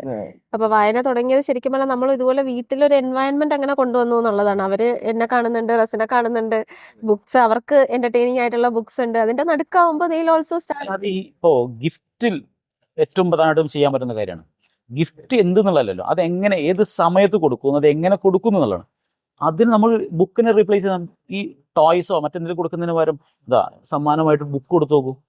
അത് സ്വാഭാവികമായിട്ട് നമ്മൾ പിന്നീട് അതിന്റെ റേഞ്ച് കൂട്ടി പിന്നെ അതിന്റെ ചോയ്സുകളും കൂട്ടി വരുമ്പോൾ സ്വാഭാവികമാണ് അവർ അതിലേക്ക് വൺസ് കയറി കഴിഞ്ഞാൽ വായനയുടെ ഒരു രസം അനുഭവിച്ചു കഴിഞ്ഞാൽ പിന്നെ അതിന് അവർ ഇറങ്ങില്ല. അതിന്റെ പ്രശ്നം ഞങ്ങളെ വായനക്കാരാണ്, വായിക്കാണ്, ബുക്കൊക്കെ നല്ല വാങ്ങുന്നത്. മന്തിന് നല്ലൊരു എക്സ്പെൻസ്, ചിലപ്പോൾ 5000 രൂപയെങ്കിലും ഒരു മന്തിന് വാങ്ങാൻ വേണ്ടി ചെലവാക്കുന്ന ആൾക്കാരാണ്. പക്ഷെ അപ്പൊ രസം എന്താന്ന് വെച്ച് കഴിഞ്ഞാൽ എന്നിട്ട് പോലും ഇവര് വായിക്കണം. ഇപ്പൊ ഞങ്ങൾക്ക് 3 ലൈബ്രറി മെമ്പർഷിപ്പ് ഉണ്ട്. ഓരോന്നിനും 4 ബുക്ക് വീതം. അപ്പം പിന്നെ ആണെങ്കിൽ 12 ബുക്ക് എടുക്കും. അപ്പൊ ഒരു മാസം ചിലപ്പോൾ 2 പ്രാവശ്യം പോകേണ്ടത്. കഴിഞ്ഞ ദിവസം ഈസ ആ ബുക്സ് എല്ലാം കൂടെ കൊണ്ടുവന്ന് കണ്ടപ്പോ ഒരാൾ ചോദിക്കായിരുന്നു, ഇതൊക്കെ എപ്പോഴാ വായിച്ചു തീർക്കുക, എങ്ങനെയാ വായിച്ചു തീർക്കുക? അപ്പൊ ഈ സാധനം ഒരാഴ്ച 1 വീക്കിൽ വായിക്കുന്നത്. അതിലിപ്പോ ചർച്ച ഉണ്ടല്ലോ. ഇപ്പോ നമ്മുടെ പ്രതിപക്ഷ നേതാവിനെ കൂടി ചോദിച്ചു, നിങ്ങൾക്ക് എവിടെയാണ് സമയം ഇത്രയധികം വായിക്കാൻ? അപ്പൊ അദ്ദേഹം പറഞ്ഞത് പിന്നെ നമ്മുടെ പ്രതിപക്ഷ ഇത്രയധികം ബുക്സ് വായിക്കാൻ എവിടെ സമയം? അപ്പൊ അദ്ദേഹത്തിന്റെ ഒരു പേര് മറന്നുപോയി. അദ്ദേഹം പറഞ്ഞ ഏറ്റവും തിരക്കുള്ള ആളുകൾക്കാണ് ഏറ്റവും കൂടുതൽ വായിക്കാൻ പറ്റുന്നത്. അപ്പൊ എനിക്ക് വായിക്കാൻ സമയമില്ല എന്ന എക്സ്ക്യൂസ് കണ്ടെത്തുകയാണ് അത് ചെയ്യുന്നത്. നമ്മുടെ സമയത്ത് നമുക്ക് മാനേജ് ചെയ്യാൻ പറ്റുമെങ്കിൽ ഇതെല്ലാം നമുക്ക് പറ്റും. പക്ഷെ നമുക്ക് അതിനൊന്നും പലപ്പോഴും പേരൻസ് ഈവൻ പ്രൈവറ്റ് സ്കൂളുകൾ ഡിപ്പെൻഡ് ചെയ്യുന്ന പോലും എനിക്കത് റിസ്ക് എടുക്കാനാവില്ല, ഞാൻ ഫീസ് അടക്കുക മാത്രമാണ് എൻ്റെ ജോലി, ബാക്കി സ്കൂൾ ചെയ്യട്ടെ എന്ന് വെച്ചിട്ടാണ് ഒരുപക്ഷെ ഇപ്പോൾ ഈ പ്രൈവറ്റ് സ്കൂളുകൾ ട്രെൻഡ് കൂടുന്നു. അതായത് ആ സ്കൂളിനെ ഏൽപ്പിച്ച് കഴിഞ്ഞാൽ അവര് സ്കൂളിനെ ഔട്ട്സോഴ്സ് ചെയ്ത് കഴിഞ്ഞാൽ സ്കൂളിനെ ഔട്ട്സോഴ്സ് എൻ്റെ ജോലി ഫീ പേ ചെയ്യാൻ മാത്രമാണ്. അങ്ങനെ തന്നെ പറയുന്ന രക്ഷിതാക്കളും പലപ്പോഴും ഉണ്ട്. അത് നിങ്ങളത് ഏൽപ്പിച്ചിട്ടില്ലേ എന്ന് പറയുന്നത്. പക്ഷെ പേരന്റിന്റെ റോള് പേരന്റിനല്ലേ ചെയ്യാൻ പറ്റുള്ളൂ. അവരുടെ ബയോളജിക്കൽ പാരന്റ് അവരാണല്ലോ, സെക്കൻഡ് പാരന്റ് എന്നല്ലേ നമ്മൾ പറയുന്നുള്ളൂ. അപ്പൊ ആ റോള് അവരിൽ നിന്നാണ് ഏറ്റവും കൂടുതൽ കുട്ടികൾ അബ്സോർബ് ചെയ്യുന്നത്. അവന്റെ ഹാബിറ്റ്സ് ആണെങ്കിലും അവന്റെ ഇമോഷണൽ ബാലൻസ് മാനേജ്മെന്റ് ആണെങ്കിലും ഒക്കെ അവർ ബേസിക്കലി ഇവരെ കണ്ടിട്ടാണല്ലോ പഠിക്കുന്നത്. കഴിഞ്ഞ ദിവസം ഇങ്ങനെ സോഷ്യൽ മീഡിയയിൽ കണ്ടതാണ്, ഒരു അഡൾട്ടിന്റെ മെന്റൽ ഹെൽത്തിനുള്ള ശരിക്കും പറഞ്ഞാൽ ഒരു വാക്സിൻ ആണെന്ന് പറയാം അവരുടെ കുട്ടിക്കാലത്തെ പേരന്റിങ് എന്ന് പറയുന്നത്. അവർ എക്സ്പീരിയൻസ് ചെയ്യുന്ന പേരന്റിങ് ഭയങ്കര അർത്ഥവത്തായ ഒന്നായിട്ട് തോന്നി. ഇപ്പൊ പലതും ചെറുതിലെ തരണം ചെയ്ത് എന്ന ഒരു അഡൾട്ട് ഫേസിൽ എത്തുമ്പോൾ മെന്റൽ ഹെൽത്ത് സപ്പോർട്ട് എടുക്കേണ്ടി വരുന്നത് തന്നെ ആ ഒരു ക്രിങ്കിന് തന്നെ പല ആളുകളുടെ ഇപ്പൊ ക്രിങ്ക് ഒരു എന്താ പറയാ ആളുകളുടെ മെന്റൽ ഹെൽത്തിൽ വർക്ക് ചെയ്യുന്നതായിട്ട് പല ആളുകളുടെയും ലൈഫിലെ അവരുടെ ചൈൽഡ്ഹുഡ് ട്രോമയാണ് റിക്കവർ ചെയ്തെടുക്കാൻ ശ്രമിക്കുക, അവരെ അതിൽ നിന്ന് റിക്കവർ ചെയ്തെടുക്കാൻ ശ്രമിക്കുന്നത്. അതാണ് കുട്ടികളുടെ അടുത്തുള്ള ദേഷ്യമായിട്ടും അവരുടെ ലൈഫിൽ തന്നെ ഒരു സാറ്റിസ്ഫാക്ഷൻ കണ്ടെത്താതെ ഓടുന്നതിന്റെ ഒരു കാരണവും. ഒരുപക്ഷെ അബ്യൂസ്ഡ് ആയിട്ടുണ്ടാവും ആ സമയത്ത്, അതൊക്കെ മാറ്റർ ആയിട്ട് വരുന്നുണ്ട്. അപ്പൊ ഇനി അടുത്തൊരു തലമുറക്കെങ്കിലും നമ്മൾ അത് കൊടുക്കാതിരിക്കാം. എഡ്യൂക്കേഷൻ സ്കൂളിങ്ങിന്റെ ഏറ്റവും പ്രധാനപ്പെട്ട ഒരു ഏരിയ ആയിട്ട് വരേണ്ടത് ഈ മെന്റൽ ഹെൽത്ത് എന്ന് പറയുന്ന ഏരിയയാണ്. പലപ്പോഴും എല്ലാ സ്കൂളിലും കൗൺസിലർ വേണം എന്നൊക്കെ പറയുമെങ്കിൽ പോലും എത്ര സ്കൂളുകൾ കൗൺസിലർ അവൈലബിൾ ആണ്? ഏറ്റവും പ്രധാനമായിട്ട് ഒരു സ്കൂളിൽ വേണ്ട ഒരു പോസ്റ്റാണല്ലോ. ഇനി ഒരു പേരിന് അങ്ങനെ ഉള്ള സ്കൂൾസും ഉണ്ട്, പക്ഷെ എന്നാൽ അവിടെ പാർട്ട് ടൈം ഒക്കെ ആയിട്ടാണ് കൂടുതൽ സ്കൂളുകളും വരുന്നത്.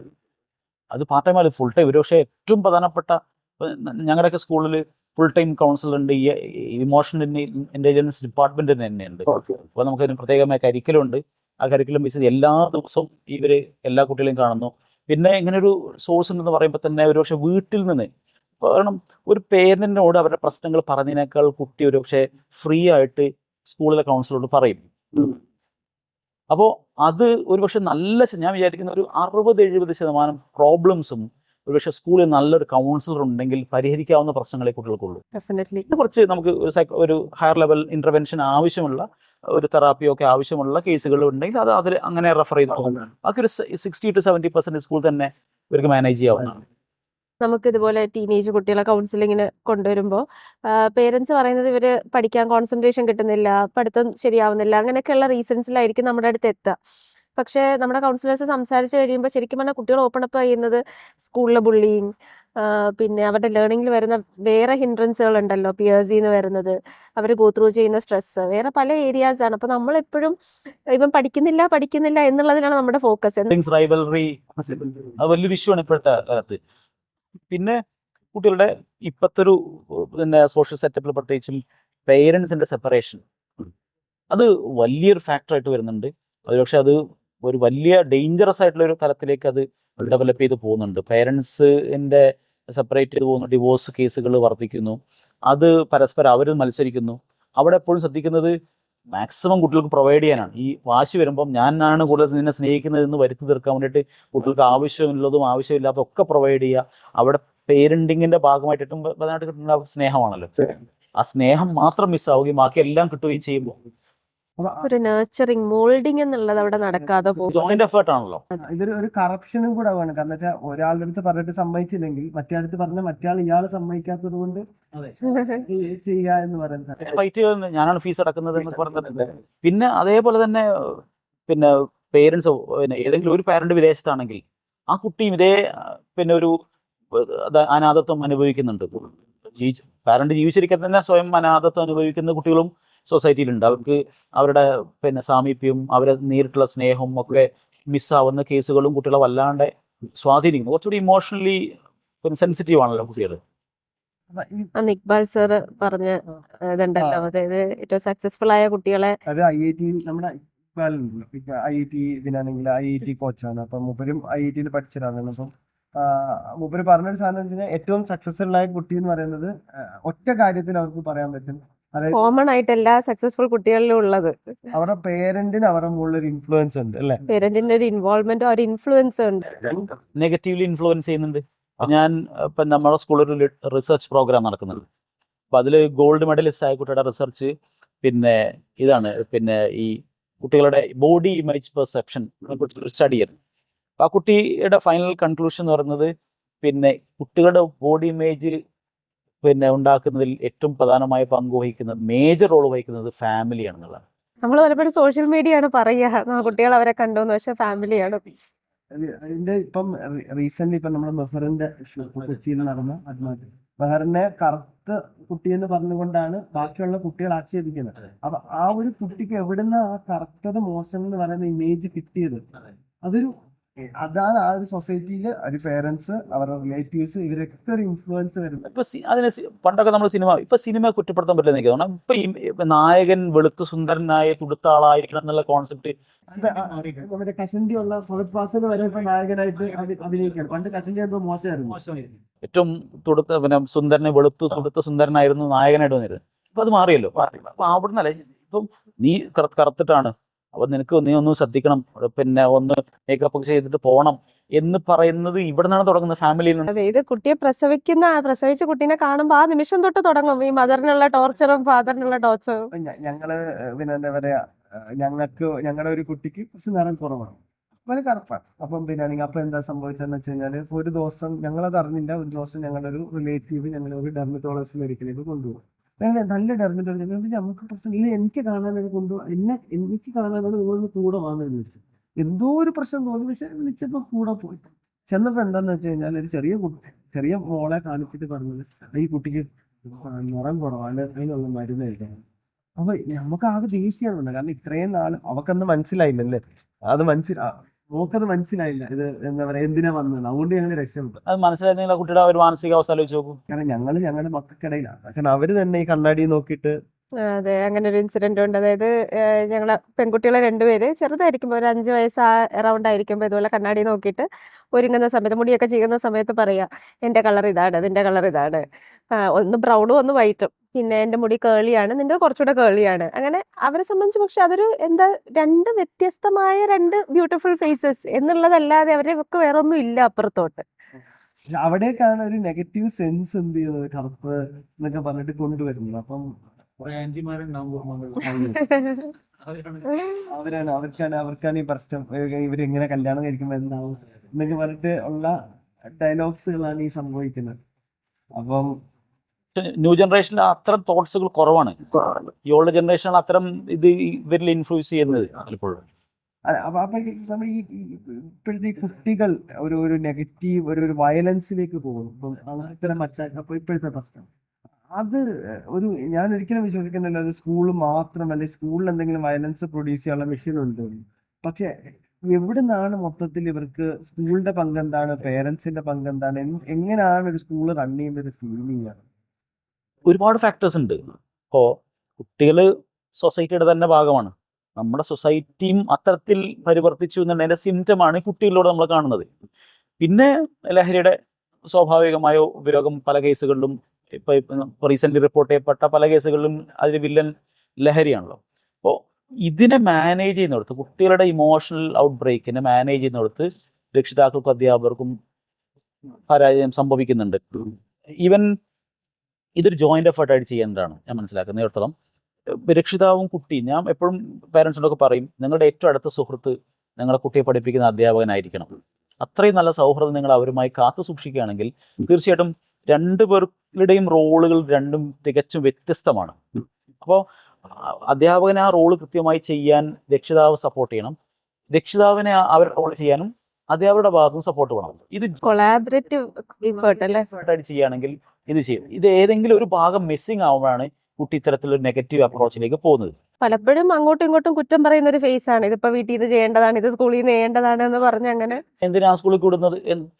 പിന്നെ മീഡിയകളുടെ പങ്ക്, ഇപ്പോൾ റീസെൻ്റ്ലി ഇറങ്ങിയിട്ടുള്ള പിന്നെ മിക്കവാറും സിനിമകളൊക്കെ, പ്രത്യേകിച്ച് മലയാള സിനിമ പോലും ഏറ്റവും കൂടുതൽ വിജയിച്ച സിനിമകൾ എടുത്ത് നോക്കുകയാണെങ്കിൽ എല്ലാം ഈ വയലൻസിനെ ഗ്ലോറിഫൈ ചെയ്യുന്ന സിനിമകളാണ്. അതിൽ ഇപ്പോൾ നമ്മൾ ഈ റാഗിങ് ഇഷ്യൂസിൽ പെടുത്തുന്ന റാഗിങ് ഇഷ്യൂസിൽ എന്താ വന്നിരിക്കുന്നത്, വളരെ പിന്നെ മൃഗീയമായിട്ട് മനുഷ്യന്മാർക്ക് തോന്നാത്ത രൂപത്തിലുള്ളത് ചെയ്യുമ്പോൾ അവിടെ ഒരു കുട്ടിക്ക് പോലും തോന്നില്ല അയ്യോ നമുക്ക് സ്റ്റോപ്പ് ചെയ്യാം എന്നൊരു കുട്ടി പോലും ആ സീനകത്ത് പറയുന്നില്ല. എല്ലാവരും ഒരുമിച്ച് ഒരു മാസിന്റെ ഭാഗമായിട്ടാണ്. ഒരു നോർമലൈസ്ഡ് ആയി പോകുന്നു അല്ലേ വയലൻസ് എന്നുള്ളത്. ഈ ഗെയിംസിൽ വയലന്റ് ആയിട്ടുള്ള ഗെയിംസിന്റെ യൂസും ഇതും. അതിപ്പോ നമ്മളുടെ ഈ ഗെയിംസ് ആണെങ്കിലും ഇപ്പൊ കൊറിയൻ സീരീസ് പോലെയുള്ള കാണുമ്പോഴും അതിലൊക്കെ ഈ വയലൻസിന് വല്ലാണ്ട് കഴിയുമ്പോൾ ഗെയിംസിൽ ഒന്ന് ഡിസ്ട്രക്ഷൻ ആണല്ലോ, കുട്ടി ചെയ്യാൻ ആള് ചെയ്യാൻ നശിപ്പിച്ചെങ്കിൽ അടുത്ത സീലേക്ക് അവന് പാസ് ചെയ്യാൻ പറ്റും.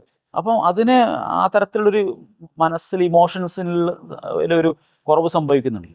അപ്പം ഇതെല്ലാം കൂടെ അതിൽ ആ കുട്ടിയെ മാത്രം നമ്മൾ പിന്നെ കുറ്റക്കാരനായിട്ട് കണ്ടെത്താൻ കഴിയില്ല. ഇത് എല്ലാ സെറ്റപ്പും കൂടെ എല്ലാ സാഹചര്യങ്ങളും വിരുദ്ധമായി വരുമ്പോഴാണ് അൾട്ടിമേറ്റ്ലി ഒരു അവിടെയാണ് മൾട്ടിപ്പിൾ സോഴ്സിൽ നിന്ന് വരുമ്പം ഇവിടുന്നൊക്കെ ഇവരൊക്കെ ആയിട്ട് ഇടപെടുമ്പോൾ ഉണ്ടാവുന്ന ഒരു നന്മ എന്ന് പറയുന്ന സാധനം അവിടെ എന്താണ് എന്നുള്ള ഒരു ആർദ്രത നഷ്ടപ്പെടുകയാണ്. മറ്റുള്ളവന്റെ കുറിച്ച് ചിന്തിക്കാൻ, അവന്റെ ഇമോഷൻ അവനെ എങ്ങനെ അഫക്ട് ചെയ്യുന്നു, ഒരു എംപതി ബേസ്, അതായത് ഇമോഷണൽ കോഷ്യന്റ് എന്ന് പറയുന്നത് അവിടെയാണ് ഈ സ്കൂൾസിലേക്ക് ഒരു കുട്ടിയെ സ്കൂളിലേക്ക് വിടുമ്പം മൊത്തത്തിൽ അങ്ങോട്ട് എന്റെ കുട്ടിയെ ഔട്ട്സോഴ്സ് ചെയ്യുന്നതല്ല, ബേസിക്കലി സ്കൂളിലേക്ക് വിടുക പഠിക്കാനാണ്. ബാക്കി ഉത്തരവാദിത്തങ്ങളൊക്കെ സ്കൂളിന്റെ ആണെന്ന് കരുതുകയാണ്. പക്ഷെ പേരന്റിന്റെ ആണല്ലോ ആ കുട്ടിയുടെ സ്വഭാവ രൂപീകരണം, മോറൽ. ഇതിപ്പം പ്രത്യേകിച്ച് ചെറിയ സ്കൂളിലേക്ക് വിടുമ്പോൾ ഇപ്പൊ ഞാനിപ്പം ജപ്പാൻകാരുടെ ഇങ്ങനെ കണ്ടുവരുമ്പോൾ ഞാൻ പലപ്പോഴും ജപ്പാൻകാരോടൊപ്പം വർക്ക് ചെയ്യുമ്പോഴും എനിക്ക് തോന്നിയിട്ടുള്ളത് ഇവർക്ക് ഞാനിങ്ങനെ ഒരു വൈറ്റ് ബോർഡിൽ എഴുതി, ജപ്പാനിൽ നിന്നുള്ളൊരു സീനിയർ ആള് അപ്പം എഴുതിയത് ഞാൻ ഇറങ്ങിയാവുന്നു. അപ്പൊ മൂപ്പര് പോയിട്ട് ആ ബോർഡ് ഇങ്ങനെ വായിക്കണമുള്ളത് കൃത്യത. അപ്പൊ ഇവരുടെ ഒരു നല്ല ക്വാളിറ്റീസ് ലൈൻ നിൽക്കാൻ ഇതൊക്കെ ഇവിടെ മോറൽ എഡ്യൂക്കേഷൻ കൊടുക്കുന്നത് ജാപ്പനീസ് എഡ്യൂക്കേഷനാണ്. അവര് ചെറിയ ക്ലാസ്സിൽ പിന്നെ മറ്റേ A+B എന്ന് പഠിക്കുന്നതിനപ്പുറം അങ്ങനെ ബിഹേവ് ചെയ്യണം പഠിപ്പിക്കുന്നത്. അതാണ് നമ്മുടെ മിസ്സിങ്. നമ്മൾ അത്തരത്തിലെ മൂല്യങ്ങൾ വേണ്ട എന്ന് വിചാരിക്കുമ്പോൾ ഒരു വാല്യൂ എഡ്യൂക്കേഷന്റെ പ്രശ്നം ഇതിനകത്തുണ്ട്. ഇതിന്റെ കൂടെ ഡെലിബറേറ്റ്ലി നമ്മൾ ചില വാല്യൂ എഡ്യൂക്കേഷൻസ് കൂടെ പഠിപ്പിച്ചെങ്കിൽ മാത്രമേ ചില കാര്യങ്ങൾ അങ്ങനെ തന്നെ പഠിപ്പിക്കണം. ഇന്ന കാര്യങ്ങളുണ്ട്. അതിൽ ഒരു റോള് പേരൻസും ചെയ്യേണ്ടതാണ്. ഒരു മേജർ റോള് വാല്യൂ എഡ്യൂക്കേഷനിലെ പേരൻസിന്റെ വരേണ്ടതാണ്. അത് ചില തരത്തിലുള്ള ശിക്ഷണങ്ങളും അതിന്റെ ഭാഗമായിട്ട് വരുമ്പോഴാണല്ലോ ചില കോൺസിക്വൻസുകളോട് അനുഭവിക്കുമ്പോഴാണല്ലോ അത് കറക്റ്റ് ചെയ്യപ്പെട്ടു പോകുന്നത്. മാത്രമല്ല നമ്മളുടെ ഈവൻ പാരന്റിന്റെ ഒരു ഡെലിബറേറ്റ് അറ്റംപ്റ്റ് പോലും ഇപ്പോൾ നമ്മുടെ ഒരു ഫിനാൻഷ്യൽ ഡീലിങ്ങിന്റെ കാര്യത്തിൽ ഇപ്പോൾ അത് മറ്റുള്ളവന്റെ ഒരു പൈസ ഞാൻ എടുക്കാൻ പാടില്ല, നമ്മൾ എടുക്കാൻ പാടില്ല എന്ന് ഇവന്റെ ഡീലിങ്ങിലൂടെയല്ലേ പഠിപ്പിക്കുക. ഞാൻ ഇവന്റെ ഫാദറിനെ അല്ലെങ്കിൽ പേരന്റിനെ പേയ്മെന്റ് കൊടുക്കാത്തതിന്റെ അയാളെ കൊടുക്കേണ്ട പേയ്മെന്റ് കൃത്യമായി അടക്കാത്തതിന്റെ പേരിൽ കിട്ടുന്ന കോള് ഒരുപക്ഷെ കുട്ടിയായിരിക്കും അറ്റൻഡ് ചെയ്ത് കൊടുക്കുന്നുണ്ടാവുക. അപ്പോൾ ആ ഒരു റോൾ മോഡലുകളാവാൻ പേരൻസിന് സാധിക്കാത്തത് കൊണ്ട് കൂടിയിട്ടാണ് ഇത്തരത്തിൽ ഉണ്ടാകുന്നത്. പിന്നെ ചില പാരൻസിനൊക്കെ പറയും എൻ്റെ കുട്ടി വളരെ മോറൽ റിച്ച് ആവണം എന്നവർ പറയും. പക്ഷേ ആ കുട്ടിയിൽ എന്ത് ക്യാരക്ടർ ഉണ്ടാവണോ എന്ന് ഈ പാരന്റ് ആഗ്രഹിക്കുന്നു, ആ ക്യാരക്ടർ അദ്ദേഹത്തിനില്ല. അതില്ലാതെ എൻ്റെ കുട്ടിയിൽ ഉണ്ടാവണം എന്ന് ആഗ്രഹിച്ചിട്ട് കാര്യമില്ലല്ലോ.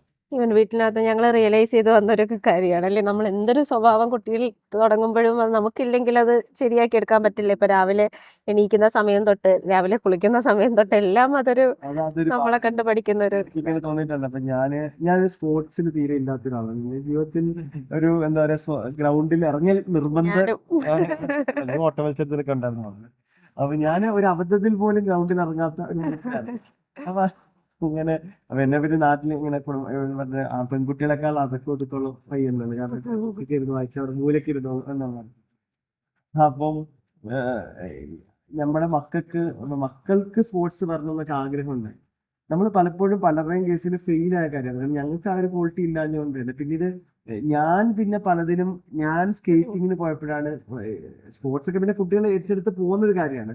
എന്നിട്ട് പോലും നമുക്ക് എന്ത് ചെയ്തിട്ടില്ല അതിന് മാത്രം. ഇപ്പൊ ഞാനും കൂടെ സ്കേറ്റിംഗ് പഠിച്ചപ്പോഴാണ് ഈസ പോയപ്പോൾ ഞാനും സ്കേറ്റിംഗ് പഠിച്ചു, സ്കേറ്റിംഗിൽ ഇറങ്ങി, സ്വിമ്മിങ്ങിന് ഇറങ്ങി. പല കാര്യത്തിലും ഞാനും ആക്റ്റീവായത് മക്കൾ വന്നപ്പോഴാണ്. അപ്പം നമ്മളിൽ ആ ചേഞ്ച് വന്നില്ലെങ്കിൽ ചിലപ്പോൾ അവർക്ക് വരുമെന്ന് അറിയില്ല.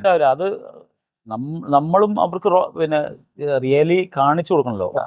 അല്ലാതെ നമ്മൾ തിയറി പറഞ്ഞിട്ടോ അവരെ ഉപദേശിച്ചിട്ടോ നീ അങ്ങനെ ആവണം ഇങ്ങനെ പറഞ്ഞിട്ടോ യാതൊരു കാര്യമില്ലല്ലോ. ചിലപ്പോൾ പ്രത്യേകിച്ച് ഇപ്പൊ ഇങ്ങനെ ഒരു നീണ്ട ഉപദേശങ്ങൾ ഇഷ്ടമല്ല, നമുക്ക് ഇഷ്ടമല്ലല്ലോ.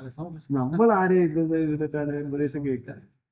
അവർക്ക് ഇപ്പോൾ ഈ ഫാമിലി ടൈമുകൾ വർദ്ധിപ്പിക്കുക. അപ്പോൾ ഇപ്പൊ നമുക്ക് പറ്റാവുന്ന കാര്യം നമ്മൾ വിചാരിക്കുന്നത് യാത്ര ചെയ്യുമ്പോൾ ഇപ്പൊ മിക്കവാറും എല്ലാവർക്കും കാറുണ്ട്. ഒരു ചെറിയ ഏരിയയിലാണ് നമ്മൾ ഇരിക്കുന്നത്. ആ സമയത്ത് പറയുന്ന സംസാരം കുറച്ചുകൂടി ഇഫക്റ്റീവ് ആണെന്ന് തോന്നുന്നു. നമ്മൾ വെറുതെ ഇരുന്നിട്ട് ഒരു ഇഷ്യൂ ഉണ്ടാകുമ്പോൾ അതിനെ പേരിൽ ഷൗട്ട് ചെയ്ത് ഉപദേശിക്കുന്നതിനേക്കാൾ ഉപരി നമ്മൾ വളരെ കാഷ്വലായിട്ട് നമ്മൾ യാത്ര ചെയ്തുകൊണ്ടിരിക്കുമ്പോൾ ചില കാര്യങ്ങളൊക്കെ ചോദിച്ചുകൊണ്ട് നമുക്ക് ചില ഇൻറ്റൻഷൻസ് ഉണ്ടാവണം. പക്ഷെ ചില കാര്യങ്ങൾ അതിലൂടെ സ്വാഭാവികമായി സംസാരിക്കുമ്പോൾ ആ സമയത്ത് വേറെ ഒന്നും ചെയ്യാനില്ലല്ലോ, കാറിനകത്തിരിക്കുമ്പോൾ വേറെ ഒന്നും ചെയ്യാനില്ലല്ലോ. അപ്പോൾ അതുപോലെ നമ്മൾ ഇന്ന് ഒരുമിച്ച് ഭക്ഷണം കഴിക്കുന്ന സമയത്ത് ഇങ്ങനെയുള്ള ചെറിയ ചെറിയ ഓപ്പർച്യൂണിറ്റീസിനെ നമ്മൾ രക്ഷിതാക്കൾ ഉപയോഗപ്പെടുത്താൻ ശരിക്കും. ഇത് രണ്ട് നല്ല പവർഫുൾ ടൂൾസ് ആണ്. അതായത് യാത്ര ചെയ്യുമ്പോൾ ഇപ്പൊ പലരും ബോറടിക്കുന്നു എന്ന് പറഞ്ഞ അടുത്ത് ഫോണാണ് കൊടുക്കുന്നത്. ആ സമയം ഒരു ഫാമിലി ടൈമായിട്ട് കൊണ്ടുവന്ന് നല്ല നല്ല കാര്യങ്ങൾ ഡിസ്കസ് ചെയ്യാം.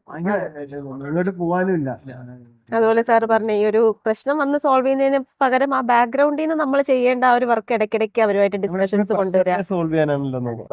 ആ പ്രശ്നത്തിന് അവിടെ സൈലന്റ് ആവണം എപ്പോഴും നല്ലതാണ്. പ്രശ്നം ഉണ്ടാവുമ്പോൾ മിണ്ടാതിരിക്കുക, അക്നോളജ് ഓക്കെ നമുക്ക് ശരി. ചിലതിന് ഇഗ്നോറും ചെയ്യാലോ. ചിലതിന് വല്ലാണ്ട് പ്രതികരിച്ച് അതിന്റെ പിന്നാലെ കൂടി നമ്മൾ കുറെ കരയുന്നു, അവര് കരയുന്നു. ഇങ്ങനെ എന്തോ ഒരു വലിയ പ്രശ്നം. ചില കാര്യങ്ങൾ വളരെ സിംപ്ലിഫൈ ചെയ്യാനും എന്നിട്ട് ആ വിഷയം തന്നെ വേണമെങ്കിൽ പിന്നീട് ഒരു ഒക്കേഷനിൽ നമുക്ക് സംസാരിക്കുകയും പരിഹാരം ഉണ്ടാക്കുകയും ചെയ്യാം. ചിലപ്പോൾ അവരെന്നൊരു പ്രശ്നം വരുമ്പോൾ നമ്മൾ ചിലപ്പോൾ അവരെ കൂടെ നിൽക്കേണ്ടി വരും. അങ്ങനെ പറ്റി ഞാനും കൂടെ നിന്റെ കൂടെ ഉണ്ട്, നമുക്ക് ഒരുമിച്ച് ഫേസ് ചെയ്യാം എന്നുള്ളൊരു കോൺഫിഡൻസ് ആയിരിക്കും അവിടെ കൊടുക്കേണ്ടത്. ട്രസ്റ്റ് ബിൽഡ് ചെയ്യണം. പ്ലസ് അവർ ഹോണസ്റ്റ് ആവാൻ പറയണം. സത്യസന്ധമായി പറയൂ എന്നാ, ഞാൻ സത്യസന്ധമായി പറഞ്ഞാൽ ഞാൻ നിന്റെ കൂടെ നിൽക്കാം എന്നുള്ളൊരു ഇതൊക്കെ ഉണ്ടെങ്കിൽ. പക്ഷെ ആ ഒരു സത്യസന്ധമായി അന്നേരം പറയണം എന്നുണ്ടെങ്കിൽ ശരിക്കും പറഞ്ഞാൽ നമ്മുടെ ബാക്കിയുള്ള ഒരു റെസ്പോൺസ് ബേസ് ചെയ്തിട്ടായിരിക്കും ഇവര് പറയുക. അതെ, ആ ട്രസ്റ്റ് ബിൽഡ് ചെയ്യണം. അതായത് ഇനിയിപ്പോ എന്റെ അബദ്ധം പറ്റിയാൽ പോലും എന്റെ പേരന്റ് എന്റെ കൂടെ ഉണ്ടാവും എന്നുള്ളൊരു അവിടെ സംഭവിക്കാൻ നീ പറഞ്ഞ പോലെ ഞാൻ നിന്റെ എല്ലാ കുട്ടി ഇങ്ങോട്ട് പറഞ്ഞു കഴിയുമ്പോഴത്തേക്ക് നീ അത് ചെയ്തല്ലേ, നീ എന്നാലും നീ അത് ചെയ്തല്ലോ. എനിക്കിപ്പോ ഞാനൊരു കോളേജിൽ അസിസ്റ്റന്റ് പ്രൊഫസർ ആയിരുന്നു കുറച്ചാണ്. അപ്പൊ വന്ന് ഒരു കുട്ടി എന്റെ അടുത്ത് വന്നിട്ട് ഒരു വളരെ പ്രശ്നകരമായ ഒരു കാര്യം എടുത്തു. അപ്പൊ ഞാൻ പറഞ്ഞു അത് ശരിക്കും ഒരു മാതാപിതാക്കളുടെ അടുത്ത് മാത്രം പറയേണ്ട ഒരു വിഷയമാണ് ഒരു അധ്യാപകൻ എന്നുള്ള നിലയിൽ എൻ്റെ അടുത്ത് ഒന്ന് പറഞ്ഞു. അപ്പൊ ഞാനത് ഞെട്ടിയിട്ട് ഞാൻ പറഞ്ഞു, നമുക്ക് എന്ത് ചെയ്യാൻ പോളെ, നമുക്കൊരു കാര്യം ചെയ്യാം, പേരൻസിനെ നമുക്ക് ഫാദറിനെയും മദറിന്റെ അടുത്തും പറയാൻ. ഇല്ല, അവരടുത്ത് പറയാൻ പറ്റില്ല, അവരെന്നെ കൊണ്ടുപോയെന്ന്. അപ്പം പിന്നാണെങ്കിൽ ശരിക്കും കുട്ടി എന്ത് ചെയ്യാണ്, അപ്പൊ കുട്ടിക്ക് ശരിക്കും അവിടെ ഒരു അധ്യാപകനായി ഞാൻ ഉണ്ടെങ്കിൽ കുട്ടി ചിലപ്പോൾ ഒരു ആത്മഹത്യ ചെയ്യുന്നതാണ് അവിടെ അടുത്ത സോഴ്സ്. അതുകൊണ്ടാണ് സ്കൂൾ കൗൺസിലർക്ക് ഒരു റോൾ വരുന്നത്. അവിടെ ഈ പേടിയില്ല.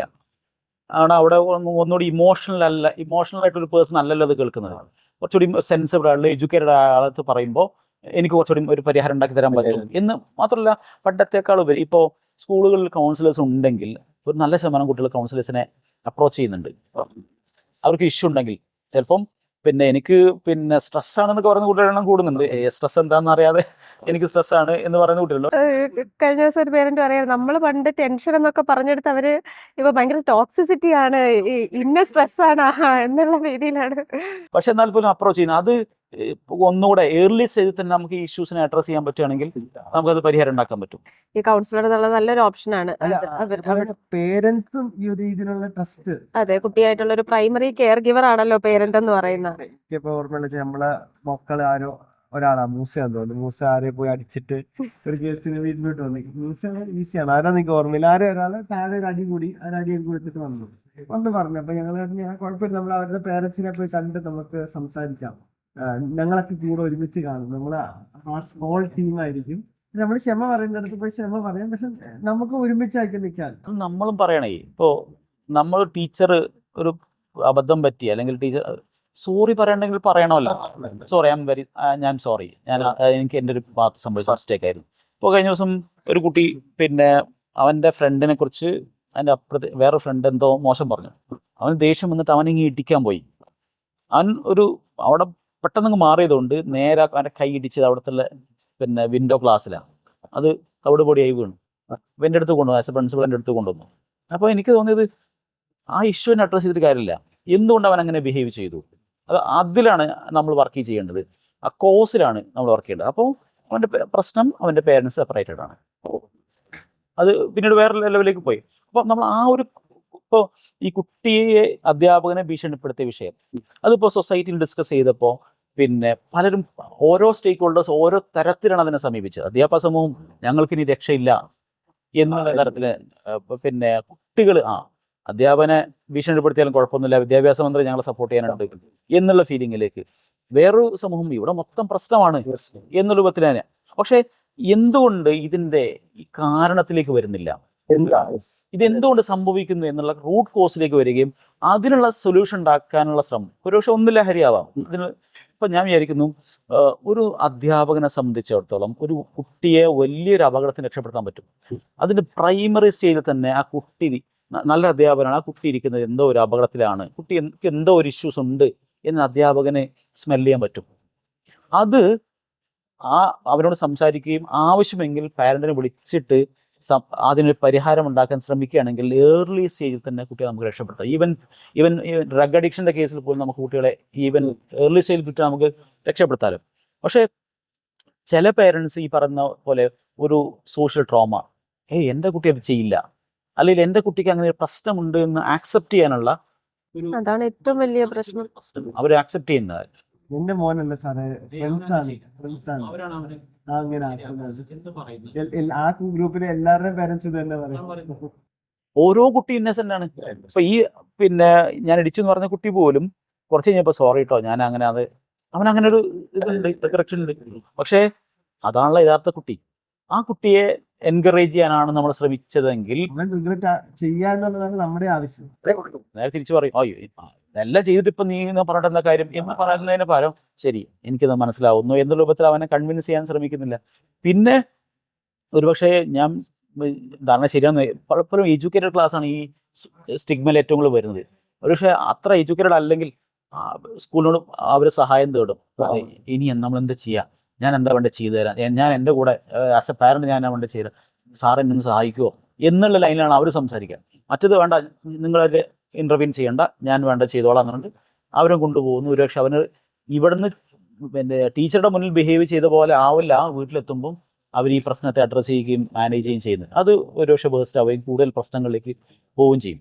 ചില കുട്ടികൾ ക്ലാസ്സിൽ കിടന്നുറങ്ങുന്നു, അതിന് കാരണം അന്വേഷിക്കുമ്പോൾ കുട്ടി രാത്രി ഉറങ്ങുന്നില്ല, അവരെ സ്ലീപ്പിംഗ് ടൈം വളരെ കുറവാണ്, അവർ സ്ക്രീൻ ടൈം കൂടുതലാണ്. അപ്പോൾ ഇത്തരം വീടുകളിനകത്തുള്ള ചില അറേഞ്ച്മെന്റുകളുടെ കുഴപ്പമാണല്ലോ. കുട്ടി എപ്പോഴാണ് ഉറങ്ങുന്നതെന്ന് പാരന്റിന് അറിയുന്നില്ല. അതെ, അറിയാതെ പോകുന്നു എന്നുള്ളതാണ് അല്ലേ. നമ്മൾ എത്രത്തോളം അവരുടെ ലൈഫിൽ ഇൻവോൾവ് ആണ് എന്നുള്ളത് നമ്മൾ സ്വയം ആലോചിക്കേണ്ട ഒരു ഇതാണ്. അവിടെ ഈ സെപ്പറേഷൻ എന്ന് പറഞ്ഞ സാധനം, ഇപ്പം രണ്ടുപേര് സെപ്പറേറ്റ്. ഇപ്പൊ എനിക്കൊരു ഒരു ഒരു അനുഭവം എന്ന് പറഞ്ഞാൽ, ഇപ്പം എന്റെ എന്താ പറയാ, എന്റെ മീൻസ് എന്റെ വർക്കിലെ ബോസ് ഒരു US ലേഡിയാണ്. അപ്പൊ 36 സംബന്ധിച്ച് 36 അവര് ഡിവോഴ്സ്ഡ് ആണ്.